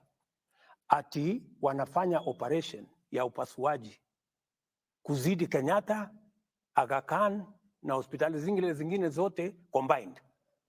Ni nini wanafanya? Ukora mtupu. Yeah?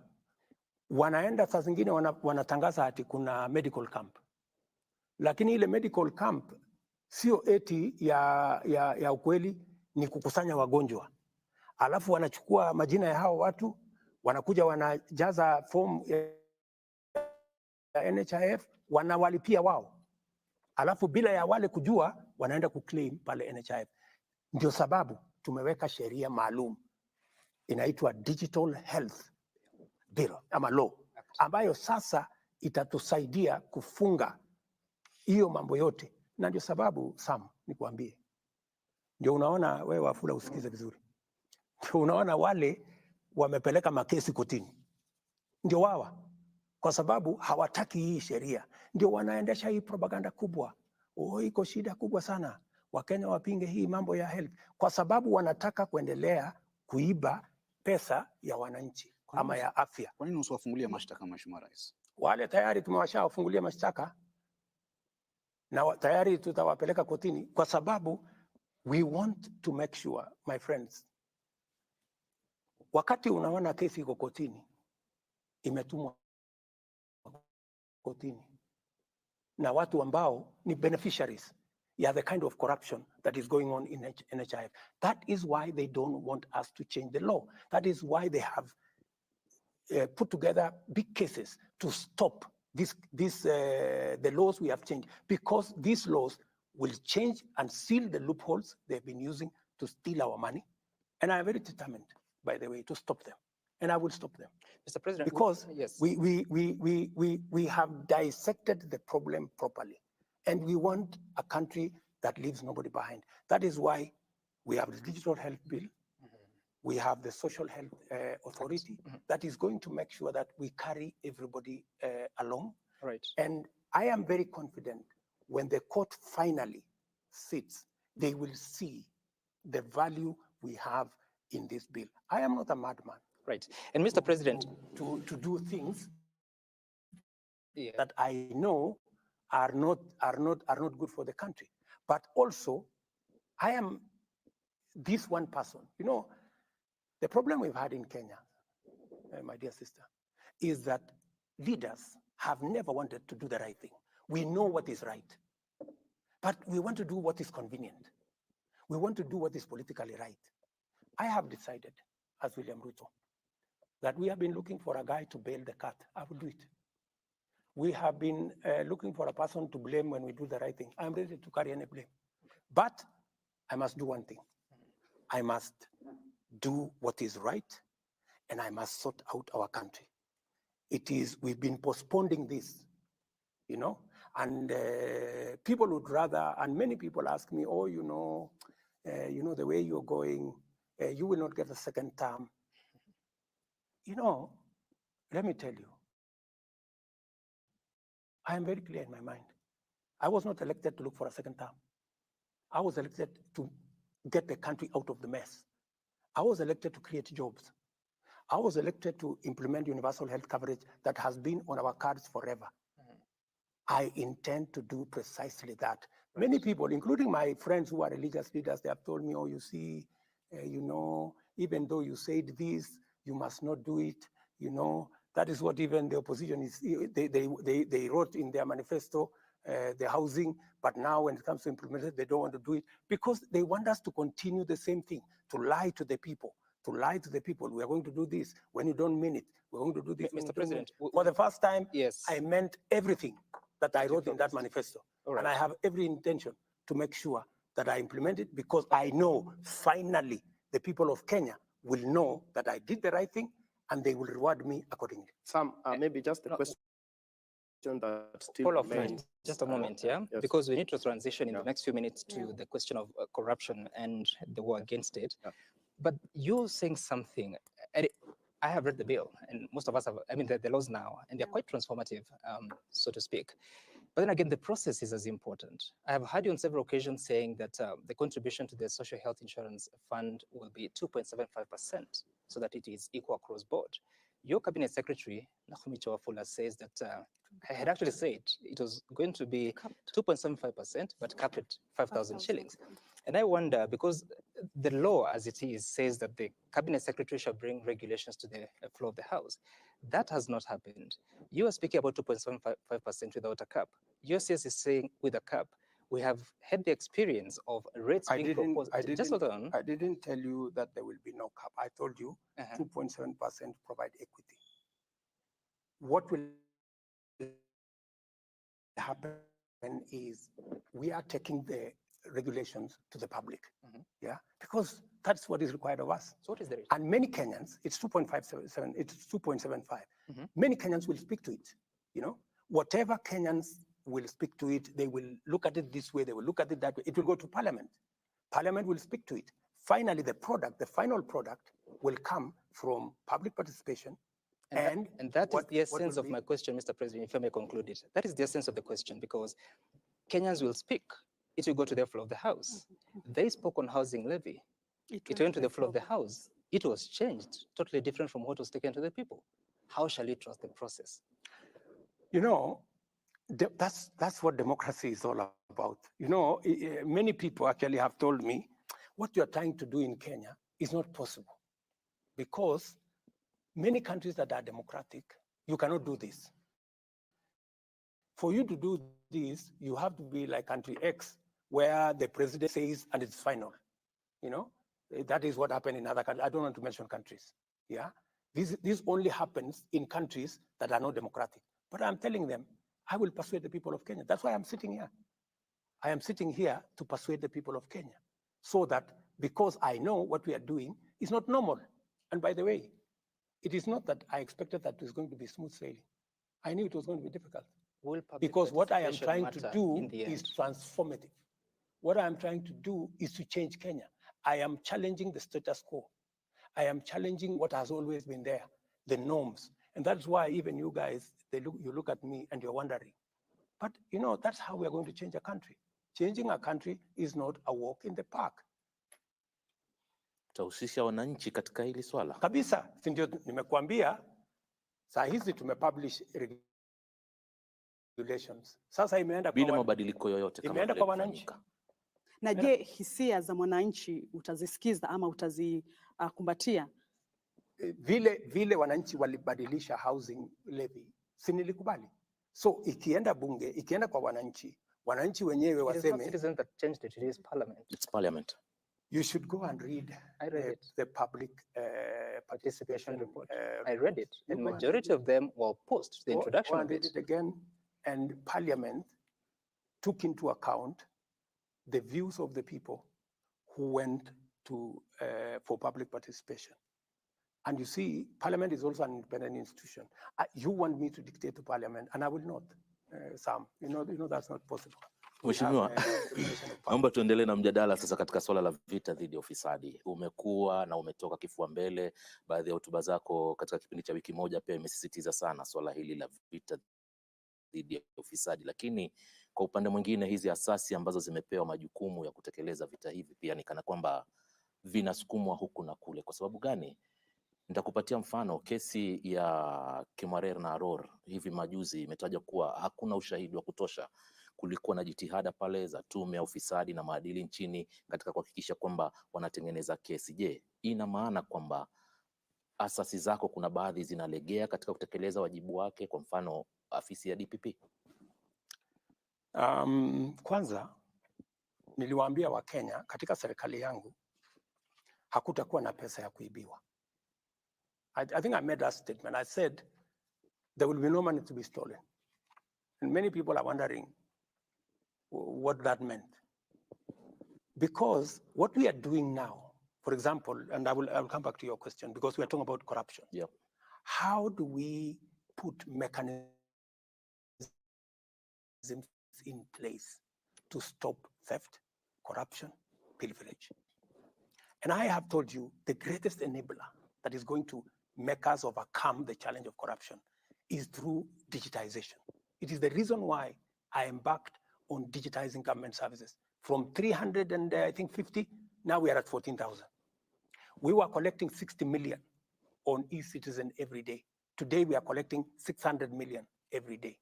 My plan is that by next year, we should be collecting minimum 2 billion shillings on e-citizen every day. What does that do?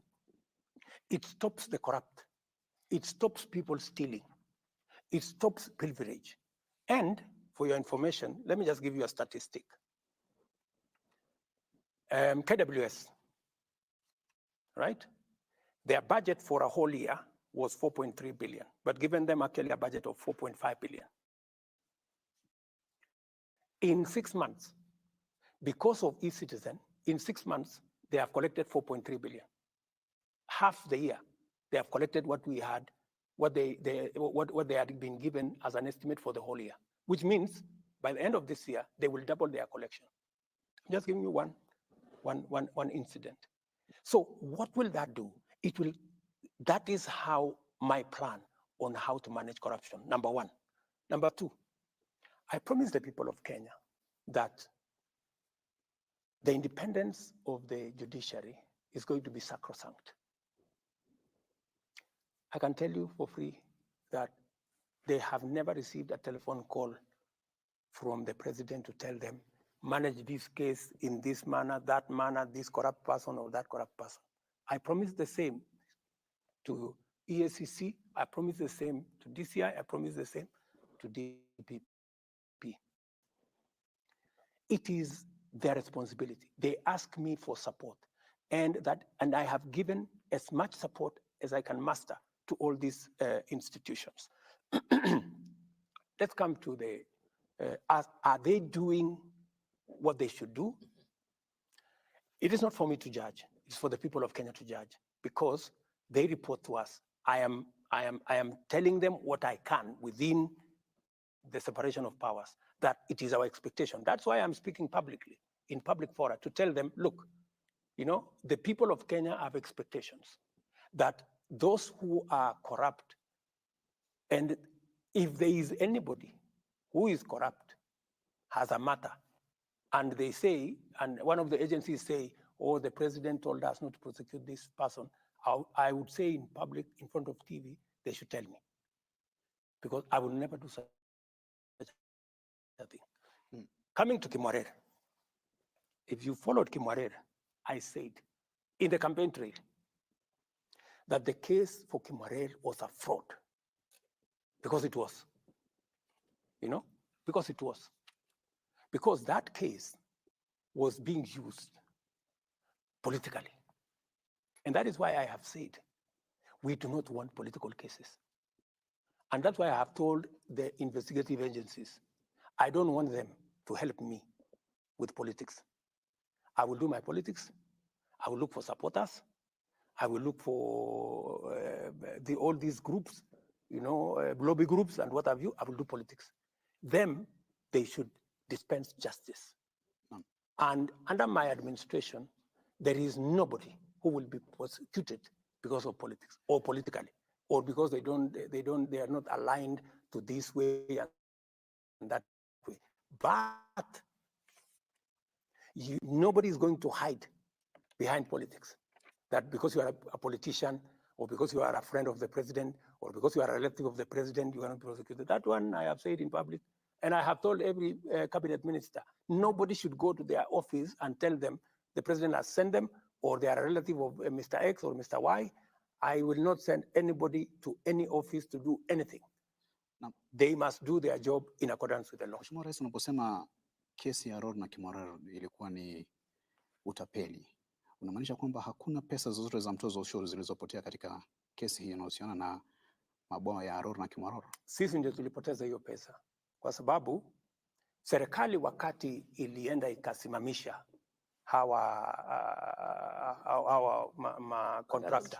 the contractors went to court, right? Because they hadn't committed any crime. Number one, we were supposed to give them land to do the dam. You know, we didn't give them the land.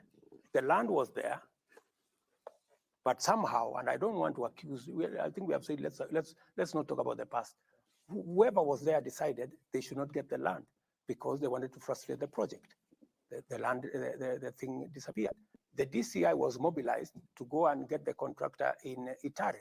You know, up to today, nobody knows what the problem was with Itare. They went to court. We have had to go and negotiate.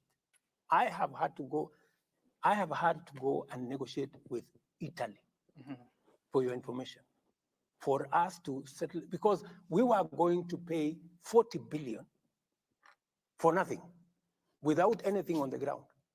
So we've had to negotiate. So then, is there a correlation between your negotiations with the Italian government, and the president was actually here, of Italy, that is there a relationship between that and the withdrawal of charges against all these accused persons? No, ask the court. I mean, the court has been going on. Yeah. What did the court say?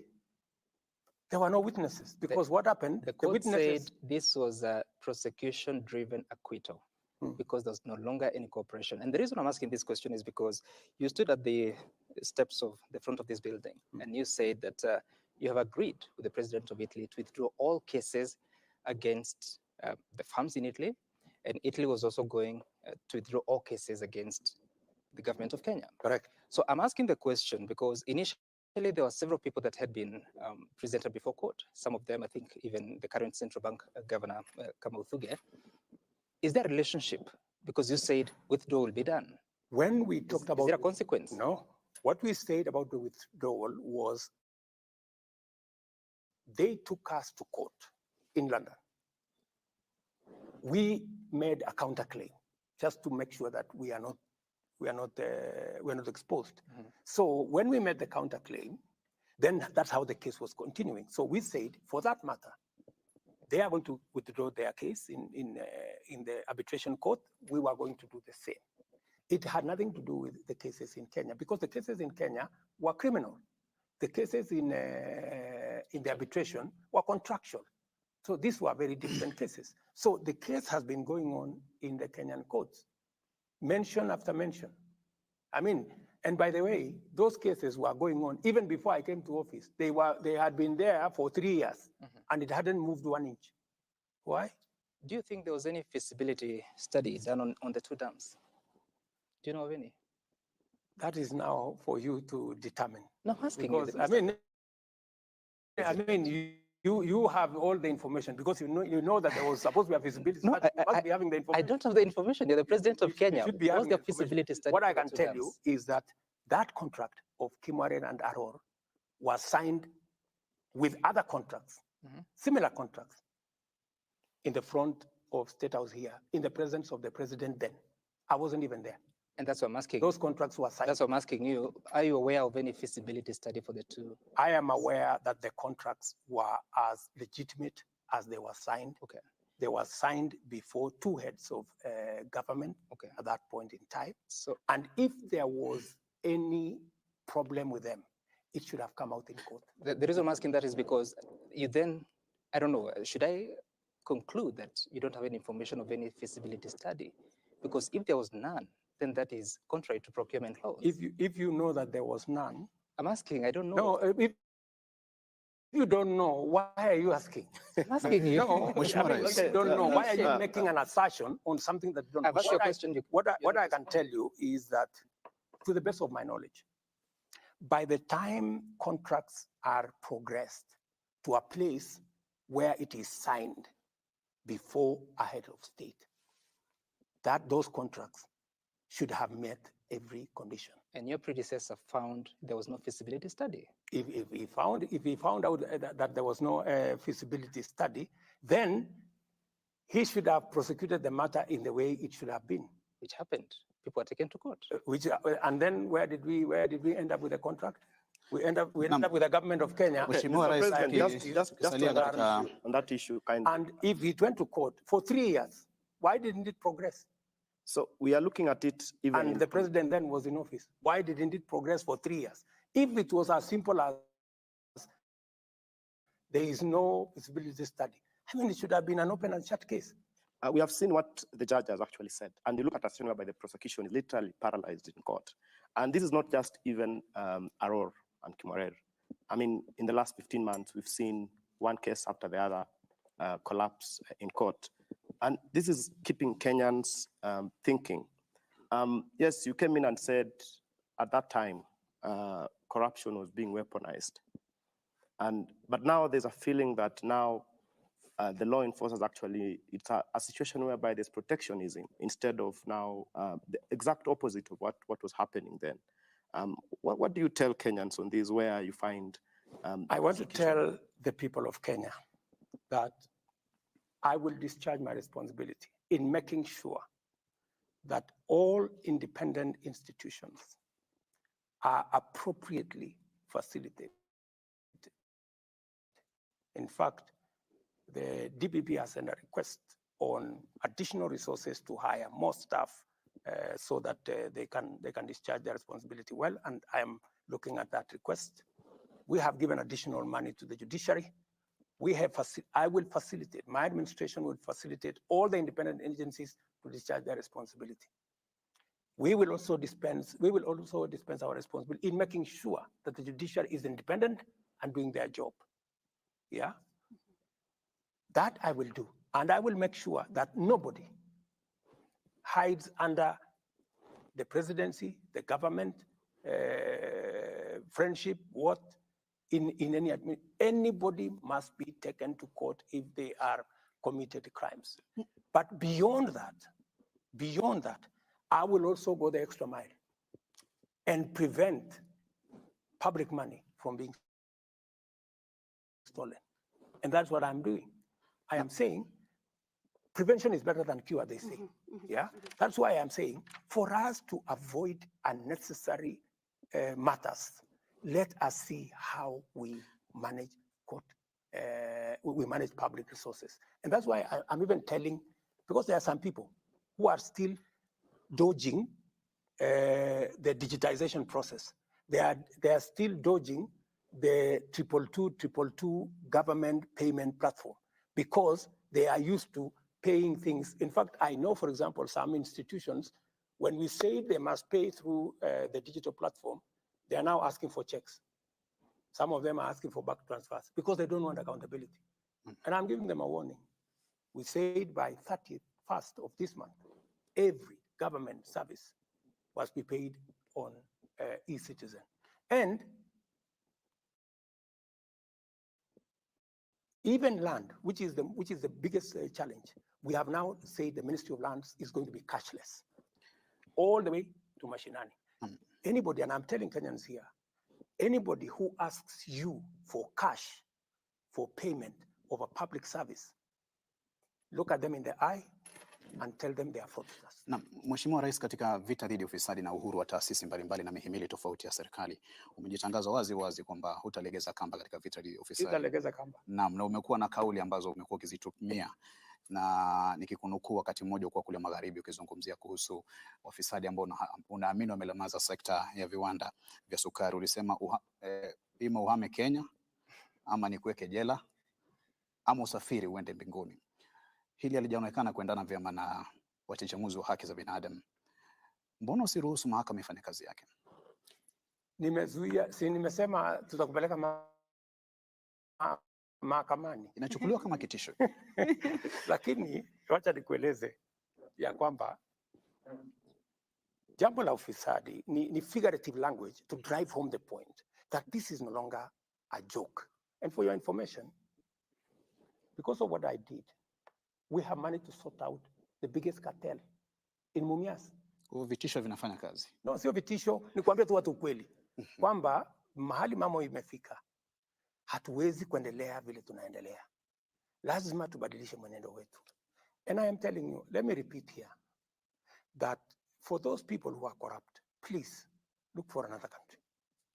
Because it is not going to be business as usual. Even as we look places where we find, even as we do what we have to do to make sure that all Kenyans are we avoid pilferage, we avoid corruption. Even as we do that, for those of the incorrigible characters, the people who benefit from corruption, the people who try even to influence the criminal justice system, the people who beneficiaries, like what I talked to you about.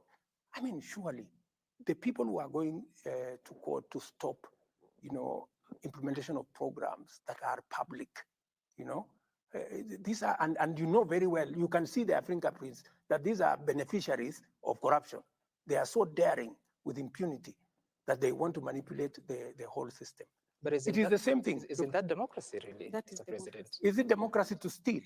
No. Sorry. Going to I'm court, talking about the question of going to court, yeah. especially for the programs you're talking about. No, I mean, I have no problem. I'm not complaining. I've said they've gone to court, but I'm going to call them out that I know you. I know the fellows who have gone to court. I know the fellows who are sponsoring this, because I know them.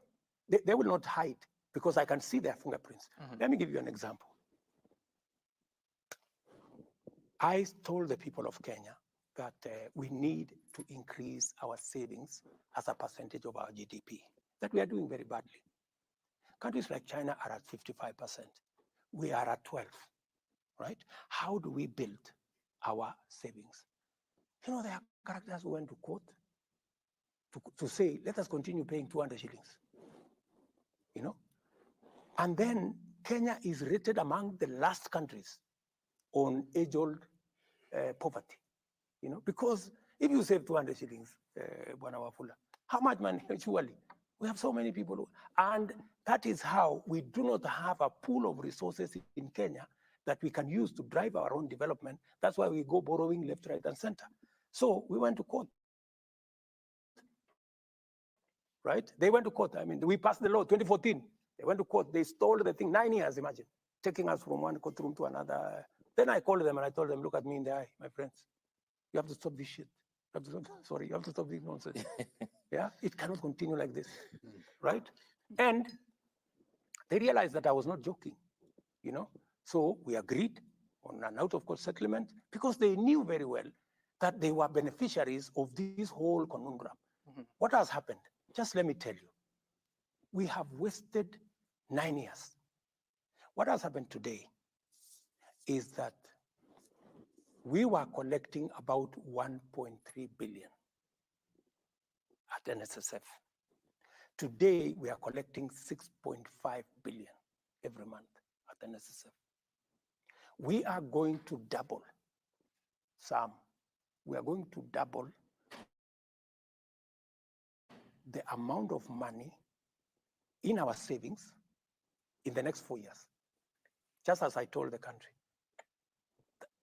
That is transformative, but it has taken some, tough engagement with corrupt people, telling them it cannot continue like this. And I know when I believe this is the right thing, I go out of my way, because, I have been elected by ordinary people. They cannot do what I can do. They have given me the opportunity to do it for them. Right. So that we can begin even, the moment we have savings, we can even begin to reduce interest rates, because we are talking about our own money. Right. We're not looking for money from other countries. Mr. President. This is how we're going to transform Kenya. Mr. President, it's been 2 hours. My water is drained. Please sip yours as we transition to the next conversation, which is on governance issues, and Grace is going to take us through that. Right, Mr. President, and this is basically point blank. Are you concerned about the performance of some of the people working under you, in particular cabinet secretaries? We saw you say that some CSs and PSs are clueless about their dockets some time back this year. And there was this report released by TIFA just about 2 days ago, which placed some 5 CSs at the bottom. And unfortunately, these 5 are at the heart of Kenya's economy. Energy CS was at the bottom. Gender CS, Treasury CS, Water CS, Land CS. Are you concerned about their performance, and what are you intending to do about it, Mr. President? Number one, I don't believe in TIFA. Why don't you? Because TIFA is a fraud. Tifa and all these opinion poll people, they are paid. By who? Whoever pays them.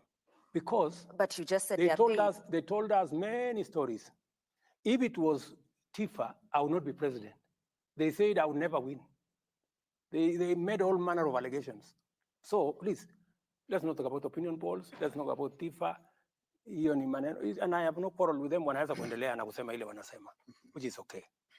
Let's go to the performance, minus Tifa. Yeah. But we can see the results. We can see the results because let's go to okay. Yeah, I'm saying we can see the results.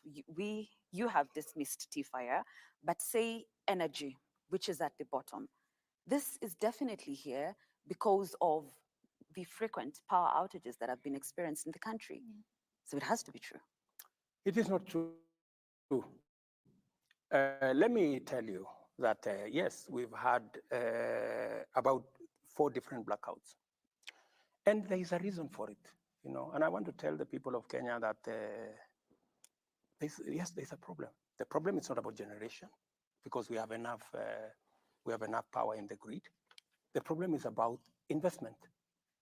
We haven't invested in our transmission lines and distribution lines in the last 8 years. Why haven't we invested? We didn't have a plan, number one, a clear plan. And where we had a plan, many things went wrong. For example, the 3 or 4 lines that are giving us real trouble, are lines that have been in court for like 7 years. We had a Spanish engagement with another group called Africa 50 that would help us connect the power from Takwel, the power from Ethiopia, and the power from Uganda into the grid, but those were never implemented. When I came into office, the first thing I did was, for example, there were transformers at the port for 5 years, and it only required 500 million. I paid it one day. That is why today we have connected power to Ortum. We are connecting power to Kitale from Takwel. We have so much power in Takwel, we cannot deliver it because there is no transmission line. What have we done?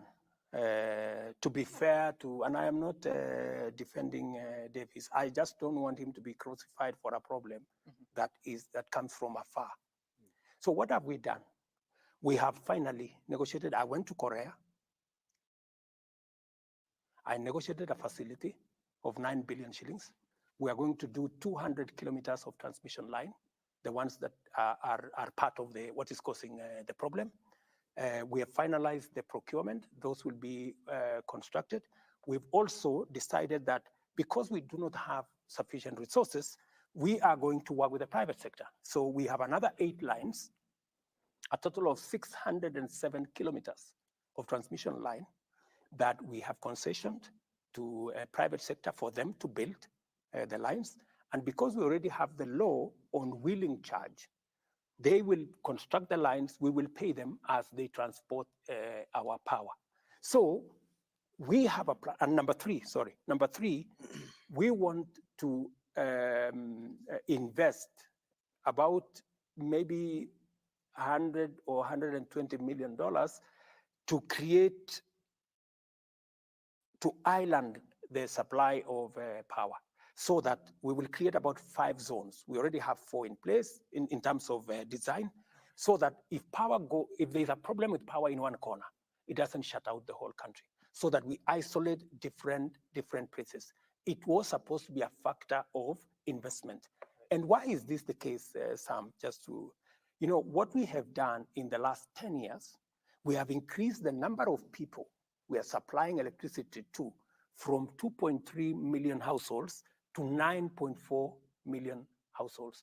There should have been a commensurate investment to make sure that the transmission lines are strong enough to deliver power.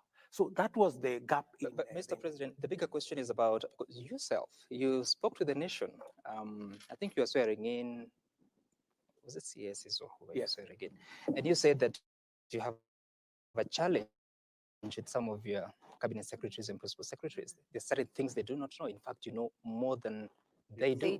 I say, how much of that is still a problem? How much, when I said that, I was telling my CSS that read, if you remember the context. I told them, look, read briefs, understand your subject, understand your ministry, you know, be on top of it.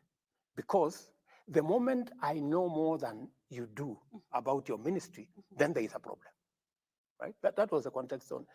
And what we have done concurrently, you know, is we've had retreats of a cabinet. Yeah. We had one in Laikipia. We had another one recently. We're having one in February, just to make sure that we hem in everybody so that we are all aligned in the same direction. I want to tell you that many ministers, many PSS are now on the rhythm. They now understand where we want to go. And going back to what my sister said. Grace. Grace. What Grace said. There is all that around, because the economy is difficult. So you will find people saying this must be the man who is causing problems. We have a problem with the energy. Then it is easy to blame the minister. But let me say a broader thing, you know, in this context, that to be able to move forward as a country, there are three important things that we must do. Number one, we must control debt. Number two, we must control expenditure. And number three, we must find revenue. You know, we must find revenue. Yes, I have gone out of my way, and I think we have a handle on debt. We're managing debt. Many Kenyans today are paying taxes. I am making sure that through digitization, we manage to collect as much as possible, and it is not lost. I know it is painful on some on Kenyans that they've had to pay more, but this is temporary, and you know, this is work in progress. We are going to see how to improve that. The third most important thing, which is important to me, is how we control expenditure. Apart from cutting down on excesses, we also need to look at opportunities. You know, do you know that we have 287 agencies of government, parastatals and companies? 287. How much do I spend on these agencies every year? 250 billion. Yeah. If I could save 50, 60, 70 billion from these organizations, I would do a lot more, and I would not be pushing more people in the tax direction. And that is why we changed the law to facilitate privatization, to facilitate strategic investment, to facilitate merger of some companies, and to facilitate closure of some. Let me give you an example, because many people have been asking, so why does the government want to sell, you know, this company and this company and this company and this company? You know, taxpayers' money is being used, right, to support many of these companies. Let me give you an example. I know many people are very sentimental about KICC. We said we want to privatize KICC. Let me explain to the people of Kenya. KICC is an iconic building. It is the center of the city. All of us, including myself. When I came first to Nairobi, I came to that photograph place where we are holding KICC at the top. And that will continue. People will continue taking photographs at KICC. But that's not why KICC was not built. That was not why KICC was built. It was not built for photographs. It was built as a national asset. Let me tell the people of Kenya, KICC today is valued at 30 billion, right? How much money do we get from KICC? Last year we got 29 million. The other year we got, I think, 40 million. How much? 40 million. What a waste, you know? Because it is being managed inefficiently. I had to put 1.8 billion shillings to make it usable for Africa Climate Summit. Just imagine. So what I'm saying is, instead of having KICC as an office block, you know, the whole of that KICC there has offices of this person and that person, they are paying nothing. Right. Yeah. Why don't we transform KICC for it to become the international conference center that it was built to be? Right. Right. So when you... just wait, the international conference center. And you know how much money we should be making from KICC if it is worth 30 billion? Even nominally, we should be getting 3 billion shillings a year. How much are we getting? We are not getting 3 billion. We are getting 29 million. But Mr. President, this is an asset of Kenya. Mr. President, this is a property of the that question about Kenya. privatization of KICC, for instance, of course, there's work that has to be done, public participation, people give their views, and eventually the decision is made. So is the intention to sell it all, or is it a portion of it? The intention is to commercialize. The intention is to have a mechanism, a strategic investor, so that we need to make it a true conference facility. And if we make it a truly conference facility, it will give us more than 3 billion shillings a year. Today, we are getting 29 million. If you ask any ordinary Kenyan, would we rather continue getting 29 million? Would we do a strategic investment that would give us 3 or 4 or 5? Kwa hivyo kumaanisha Mheshimiwa Rais, changamoto inayoikumba KICC imepita ufahamu wa kuweza kwa serikali kuweza kuihakikisha kwamba inapata kile inachofaa kupata mpaka mnakwenda katika mkondo wa kuprivatize. Good question, my dear sister. KICC was not built yesterday. It's been there all these years. It has not happened in all the governments that came before me, right? And this is why I am proposing what I am proposing, so that we have a different, exactly answering your question. Wale hawakufanya, mimi nataka kufanya. I want to change KICC so that it makes money. Give me a chance to change KICC so that it makes money.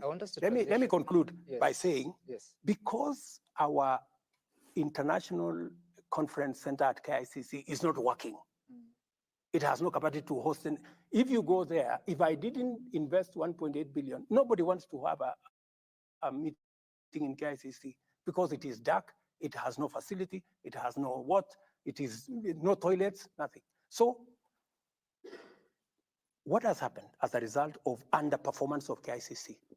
Do you know that Intercont Hotel is closed? Yeah. Do you know that Hilton Hotel is closed? Do you know that Crown Plaza is closed? Do you know that all these other hotels are struggling? Because we have no international conference facility. Conference facilities are the ones that support our tourism sector, our convention sector, our hotel industry. We not only want to invest or get a strategic investor for KICC, I am also going to get a strategic investor for Bomas of Kenya. We need to build another conference facility in Kenya, in Bomas of Kenya, and we need to build maybe 2-3 hotels in Bomas of Kenya. It is what is going to change the fortunes of our country, especially the space around tourism. Right. So let me persuade the people of Kenya, right? KICC is not being sold to anybody. KICC is not being taken anywhere. KICC will remain there. Those who want to take photographs, you can continue taking photographs. But for heaven's sake, allow me to get a strategic investor, and I am not going to do it at night. In fact, many people have been saying maybe we change the law to make it easy for government property to be disposed. That's not true. The reason why the former law was changed is because since 2005, or is it 2009 when it was implemented, we have not privatized a single thing because it was convoluted and it never went anywhere. Let me give you, Mr. President, benefits. Allow me, because you know this is a very important thing to me. Yes, so this is so when we said we want to commercialize KICC, there are companies Grace. There are companies like Postbank. Every morning when we open Postbank, we lose 3 million. In the last 5 years, we have lost 1 billion shillings every year. How much? 1 billion shillings every year. Because nobody wants to make a decision about Postbank. I want to make a decision about Postbank. I want to get the employees who are working in Postbank. I want to second them to other institutions. We close down Postbank. We stop losing 1 billion shillings. We stop losing 1 billion shillings every year, and we do something with the fund that is there instead of taking money from the fund and spending it. And you know, we are just being not prudent at all. Let me give you another example. Because you know, this is what I want to do. This is what we are talking about. When we talk about privatization, we are not talking about just sale. We are talking about 4 or 5 aspects. There are places that will be leased.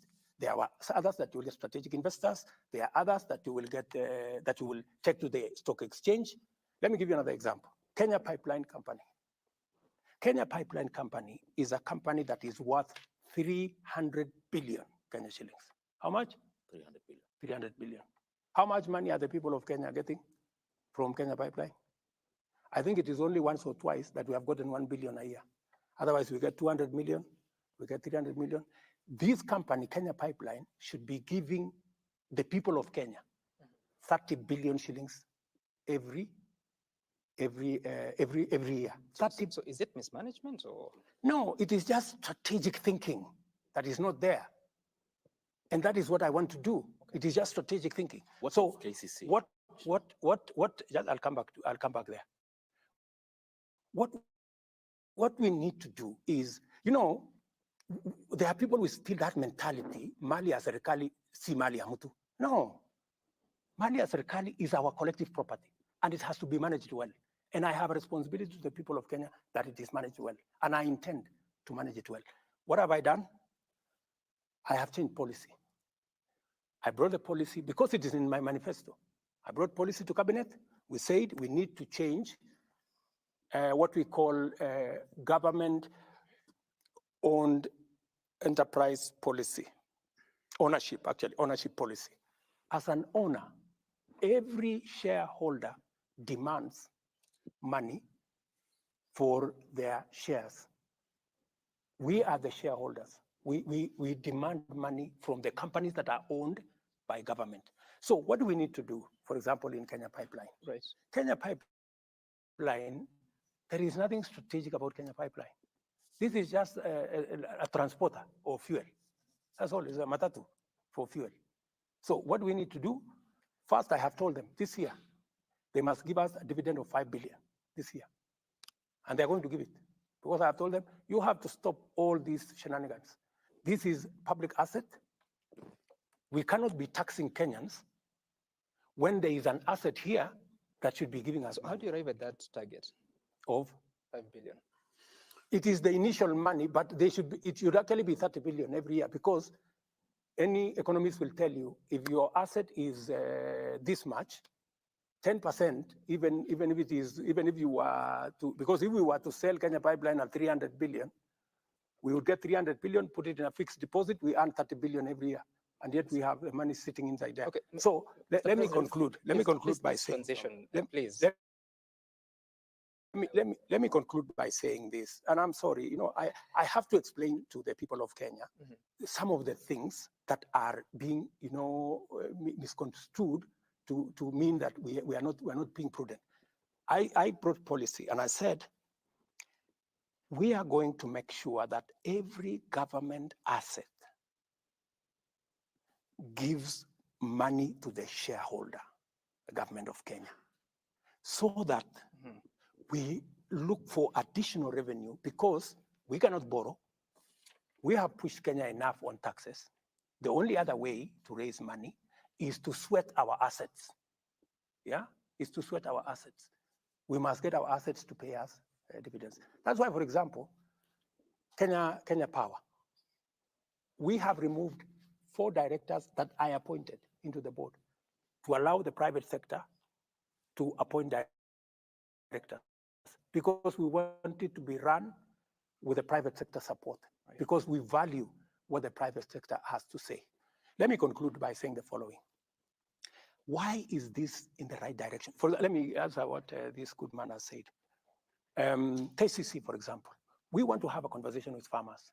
We want farmers to own KCC. We want to give them, we want to see with them already dairy board were in India.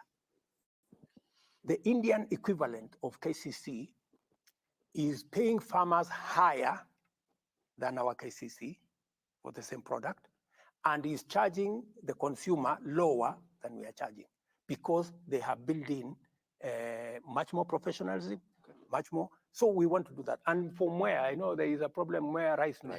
Yeah. We started Mwea rice mill way back in the 70s when there was no rice mill. Today, we have 100 rice mills in Mwea. Mr. President, we don't have to we own it. We want to give it. Yes. In fact, the reason why we are discussing Mwea rice mill is because we want to give it to farmers. Okay. And there is no other way of giving it unless you take it through a process. Mr. President, we cannot exhaust the list of 11 farms that are to be privatized, but I want us to spend some time and talk about the diplomatic status of the country of Kenya in the regional and global space. Do you want to take us through that? Yeah, pengine Mheshimiwa Rais unaweza kutueleza uhusiano wa Kenya na nchi zetu jirani. Tukizungumzia pengine kama Uganda upo vipi? Tunakumbuka kwamba kulikuwa na lile swala la uhusiano wako baina ya Rais Yoweri Museveni kuhusiana na oil deal. Sijui kama uhusiano wenu upo vipi kwa sasa. Is that the only around that space? No. I can ask the question about is about Tanzania. Yeah, right okay. now, Yeah, I think you need to ask exactly. all of Of late, we've not seen there's Mama Samia kiasi pia amekuwa akirusharusha maneno kuhusiana na namna taifa letu linavyoendeshwa na kadhalika, jambo ambalo tunatuuliza. Juzi umesema unakuja na visa free Kenya, watu watakuwa naingia. Je, katika muungano wetu pia wa Afrika Mashariki protocols zinasemaje kuhusiana na kauli ambayo ilitoa pamoja na uhusiano wa jumuiya? There are also concerns on a Jamhuri Day, the notable absence of Yoweri Museveni, Samia Suluhu Hassan, Paul Kagame, Evariste Ndayishimiye as part of that. Okay, let me start with yours. Do they normally attend Jamhuri Day? No. So, I mean, how do you ask about absence of somebody who normally is not? Were they invited? We didn't invite them. And they came, you know, some of the people came just because we are East Africans. Do I attend the national days of the other countries? I don't. So does that mean there's a problem? No. So let's leave that one there. Number two, the relationship between Museveni and myself are perfect. The relationship between Kenya and Tanzania is perfect. The relationship between Kenya and Tanzania is perfect. On the visa issue, today, forget about my announcement, you don't need a visa to go to Tanzania. Neither do you need a visa to go to any country in East Africa. So the fact that we are actually formalizing what is already in place. So there is no contradiction between our visa-free and that. But let me say one more thing, if you allow me. I've answered that one quickly so that you can allow me to say something else. Let me say this, because, you know, let me tell you, the economy is very important to me. And that's why I want us to spend time there a bit. The economy is very important to me. I have told you that we need to raise revenue. Why am I targeting raising revenue from our assets? Look, for the example, Safaricom. Safaricom was a small department in telecom. Yeah? What did we do? We took it to privatization. We asked Vodacom to come and Vodafone to come and invest. We gave them 40%. Then we sold another 25% to the public in Kenya. Today, the small Safaricom that was at the corner in telecom, today is the largest company in Kenya. Today, the value of Safaricom is 360 billion. Today, Safaricom is supporting 1.2 million jobs. Today, Safaricom has given the government of Kenya, through taxes, in the last 15 years, 1.3 trillion shillings. Today, Safaricom gives government of Kenya 20 billion average every year as dividends. Now, my good brother, that is the value of privatization. A small company has become something. Let me give you another example, KCB. We privatized KCB. It was an underperforming institution then. Then the value of Safaricom, of KCB then was 600 million. That time in 1988 when it was privatized.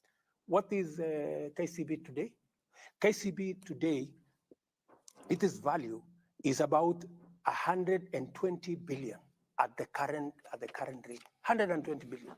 It is in 7 countries. It has 12,000 employees. It has 33 million customers. The value of what privatization does. So let us accept as Kenyans that a company like Kenya Pipeline, we can privatize. It will give us money. It will give us revenue. Right. We should be able to look at what do we do with the port? What have other countries done? So that we reduce the pressure on taxes because we can raise more revenue by sweating assets that we have. Mr. President, taking you back to the question of the region. Yes. And specifically, President Museveni said that it cannot be that you're going to continue buying oil from brokers. And in fact, there's a change of policy in the Republic of Uganda to an extent that now their UNOC is the one that is going to import fuel. And there are other conversations, I'm sure you've seen them, that they want to go through the central corridor. Of course, it's at the initial stage of those conversations. Is Kenya becoming less attractive, less competitive in the region? And what are we doing to ensure that we continue to enjoy the place we have in a competitive manner? Because the Central Bank of Kenya Governor Kamuthuge has spoken to this question, saying that actually those are the countries have better FDIs as we speak.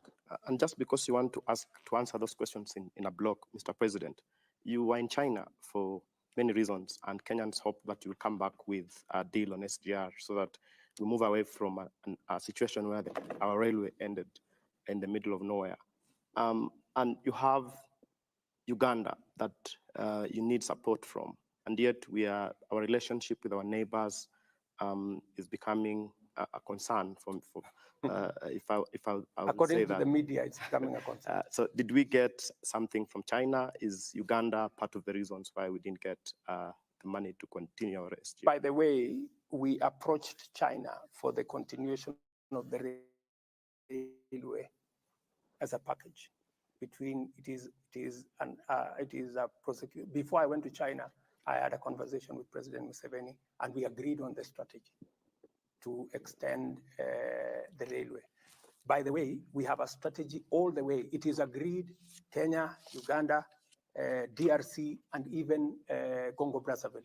We've all agreed that that route, we will, all of us, and in fact, before I left China, the president of Congo Brazzaville went to see the Chinese president with the same request for this SGR. So we are all aligned. So, and that tells you that we are good in the region. Your other question was the oil brokers. The oil issue. Yeah. We have agreed with Uganda on what to do. Uganda is a sovereign country. Yeah, they want to control their market. Their market at the moment is being controlled by oil companies in Uganda. They have made a different decision. For us, NOC, which is our national oil company, does not control fuel here because we are a free market. Yeah, fuel is brought by the private sector. Yeah, it is all these marketers that deal with the fuel. In Uganda, that has been the case. But Uganda is a sovereign country. If they decide that government wants to control using UNOC, that is a decision Uganda has made. As Kenya, we want to work, because we are a free market, we want to work with the oil marketing companies.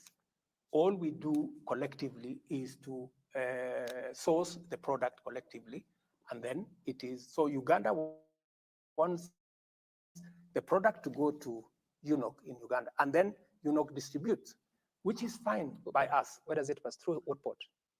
Through Mombasa. I think it's the only reasonable.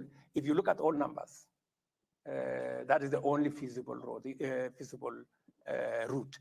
What we have agreed with them is that we will agree on a structure where, using our pipeline, we will need to ration who uses the pipeline, because it is an asset. Don't you think we're losing? Because I think, correct me if I'm wrong, but part of the exports for this country is oil to Uganda, isn't it? So aren't we losing that? Why are we losing? The oil will still go through here. They will still pay the charges they have been paying to go to Uganda. It is not that we have been making money from Uganda. They have been buying their own, they have been buying fuel from the same source as we do. The only thing is that we have been, we've been sourcing it together. So in the East African community, is there any conversation that countries like Uganda may choose to use the port in Tanzania? Any country can choose whatever what is financially usable for them. And therefore, what are you doing to ensure that we are competitive so that we are don't lose? very competitive, I can tell you. In fact, the Kenyan route is the only competitive route to go to Eastern DRC and to go to Uganda. In fact, we are having a conversation with Rwanda because they equally find this route, especially if we can connect from Kisumu across the Lake Victoria. That will even be a shorter route to Rwanda. So, Mr. President, if we have agreed as a region on the railway infrastructure, and really important, is really important even for the economy, which you are passionate about, then what is the issue? Because first it was bankability of the project, and that was to be solved by the feasibility study. Then second, it was to be the region needed to come on board as a block so that the project can become viable into the long term. So if as a region we are aligned, what is the problem? The challenge that we have now with the railway is twofold. Number one is that our headroom on debt, we cannot borrow anymore. So we have asked China to invest, not to lend us money. Yeah, we are having that conversation. And some of their companies are considering investing their money, yeah, instead of us borrowing the money. We are also having a conversation as to what is the timing. You know, when do we want this delivered? So those are the conversations that are going on. As you know, our exposure is on the limit. So we cannot, and I will not borrow any more money. And I have made that commitment to the people of Kenya. What we can do is we are looking at alternative options. Can we have a public-private partnership that will see China and Chinese companies invest in the pipeline? That is the conversation that we are having. Mheshimiwa, mwisho, kuna swala la DRC hapa. Tuna tatizo lolote taifa la Kenya na DRC? Hatuna matatizo kabisa na nchi jirani ya East Africa ya DRC. DRC wako na uchaguzi. Sisi kama wa Kenya tulienda kuwasaidia katika changamoto walizo nazo kwa mambo ya usalama. Jeshi letu lilienda pale, tukasimamisha vita ambayo ilikuwa inaenda pale, tukiwa pamoja na ndugu zetu wa kutoka Uganda, kutoka Burundi na kutoka South Sudan. Tumefanya kazi hiyo kwa muda wa mwaka mmoja. Baada ya mwaka mmoja, wao wenyewe wamesema ya kwamba wanaona sasa msaada wetu imefika mwisho. Tukakubaliana, tukafanya summit hapa Arusha, tukakubaliana sasa sisi tutatafuta namna gradually to exit from the scene so that other countries can come and support them. Jana majuzi kulikuwa na mkutano hapa Nairobi ya wananchi wa DRC, wakatoa statement. Watu wa DRC wakalalamika kwamba hiyo statement Kenya haingekubali hiyo statement itolewe pale. Msimamo wetu kama Kenya ni kwamba sisi ni nchi demokrasia, na nyinyi mnajua, nyinyi ni watu wa vyombo vya habari, hakuna mtu anauliza serikali kwenda kutoa taarifa yoyote. So they issued a statement from here. DRC wanted to know whether those people, we can arrest them. Then we told them, you know, Kenya is a democracy. We cannot arrest anybody who has issued a statement. We don't arrest people who have made us, we arrest criminals. If anybody has committed any criminality, we will go out of our way to deal with them. But issuing statements, how many people issue statements in Kenya against me? Every day, people are issuing statements left, right, and center. That is what the democracy is all about. And in any case, Kenya here has the biggest bureau. You guys know the biggest bureau of journalists from BBC. I don't know, CNN. I don't know where. Everybody is here. So, and that is what people are looking for. So Kenya is a media hub. By recalling the ambassador from Nairobi, what does that mean? Do you have a problem now? If they decide that they want to recall our ambassador because a statement was issued in Nairobi, that is their right. But, you know, I cannot arrest anybody merely because they issued a statement. That is undemocratic. That is not how Kenya is. That is not the Kenya you all know.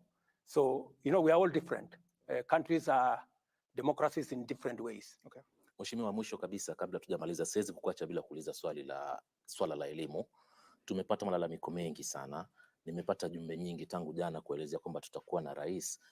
Watu wengi ambao walikuwa wanafanya internship kuhusiana na JSS wanalalamika kwamba wanahitaji kupewa nafasi.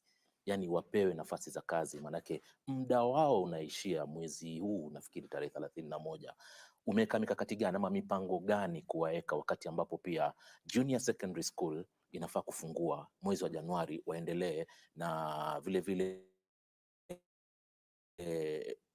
kuwe hakuna tatizo lolote kwa wazazi, wanafunzi na hata pia mikakati ya serikali kuhusiana na swala la elimu. Naomba tujibu hili wewe kama rais. Mimi nitajibu. Manake isiwe mambo ya kupeleka kwa wizara itafanya hivi. Hapana, mimi nitakujibu. Ndio.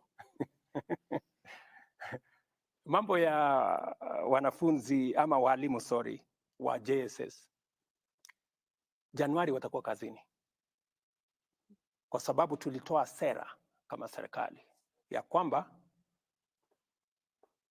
sekta zote kabla ya kuajiriwa permanent and pensionable unafanya kazi internship miaka miwili. So they will complete, once they complete their internship of 2 years, we will hire everybody. So they need to relax. They need to go through the process. They will have the first priority when we hire teachers after the internship. And we are not doing internship only with teachers. We are doing internship with many other sectors. In fact, we've just gotten a cohort of interns at the public service because internship is part of the learning process and the job process. So our interns that are doing a wonderful job as teachers, they need to relax. Nobody is going to take their place in January. So they'll be what? They will continue to complete. Yeah, they will continue to complete their internship for 2 years. 2 years, which is a government policy, and that is understood. After the 2 years, they will be hired as we absorb others into internship to graduate slowly like that. Okay. Unahakikishia walimu wote 50,000 hivi watapata kandarasi za kudumu baada ya miaka miwili. Correct. Mr. President, we want to wind up, but a lot of conversations and many questions that are coming in, including one who is asking that back to our earlier conversation about the housing levy and that question of accountability. Do you know now how much has been collected from that levy and why it is? I know that I don't have the final figures with me here, but I know we've been collecting ever since the law was passed, and it is on average about around 60 billion shillings or thereabout, plus or minus every month. 60 billion shillings? Yes. So 60 billion shillings? I think so. I think that's the correct number. So in a year, that would be 60 times 12. What is that? 720 billion? 720. Well, let me not, I don't know whether, no, maybe six, yeah, I think it is, sorry. I think it is about 6 billion, sorry, or 6 billion. So I think every year it is somewhere between 60 and 80 billion every year. Where is that money now? That money is already constructing houses. Under what law? What framework? There's already a framework. Only the court said we fine-tune the framework. That money is already constructing houses under the framework with the Ministry of Housing. Some of it is being used by, we've already allocated to National Housing Corporation. And the construction of houses is going full steam across Kenya. We have, by the way, we have 33 sites, active sites going on. I want to ask you to go to Mukuru. We are building 14,000 houses in Mukuru. If you go today to Mukuru, you will not think it is a slum. So you will think it is in Europe. That is being financed by these resources. Yes. Not private investor resources. No, this is being financed by these resources. So if it's 6 billion every month, you're saying 60 to 80 each year. Every year. So how many houses does that construct? It will depend because we are constructing houses of between 400,000 per house. Others will be 1 million. Others will be 3 million. It is different categories. No, that's the selling price. I'm talking about the cost. But you know, the cost is commensurate with what you sell because it depends with sizes. The smaller ones cost less. The 1 bedroom, the bed sitter, the 1 bedroom, the 2 bedroom, the 3 bedroom cost different. So it will depend on how many. Mr. President, I asked that question because it's been a very stubborn question.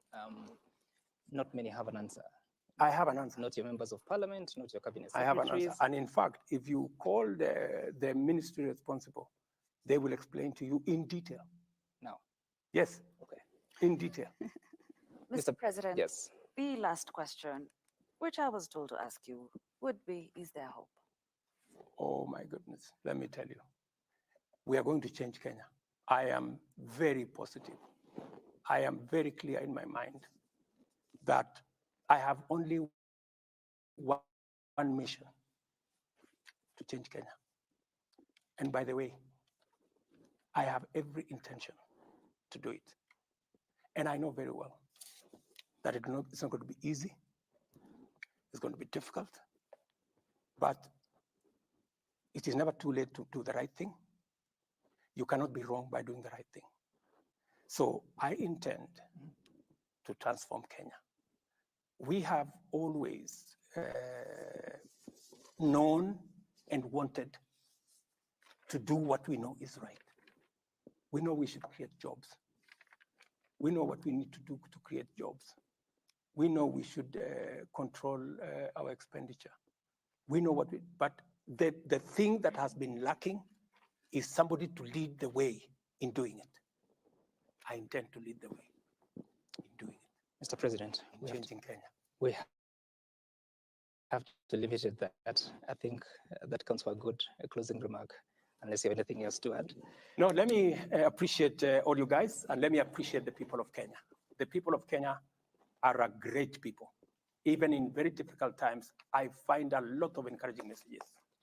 Many people tell me, we know things are difficult. We know you are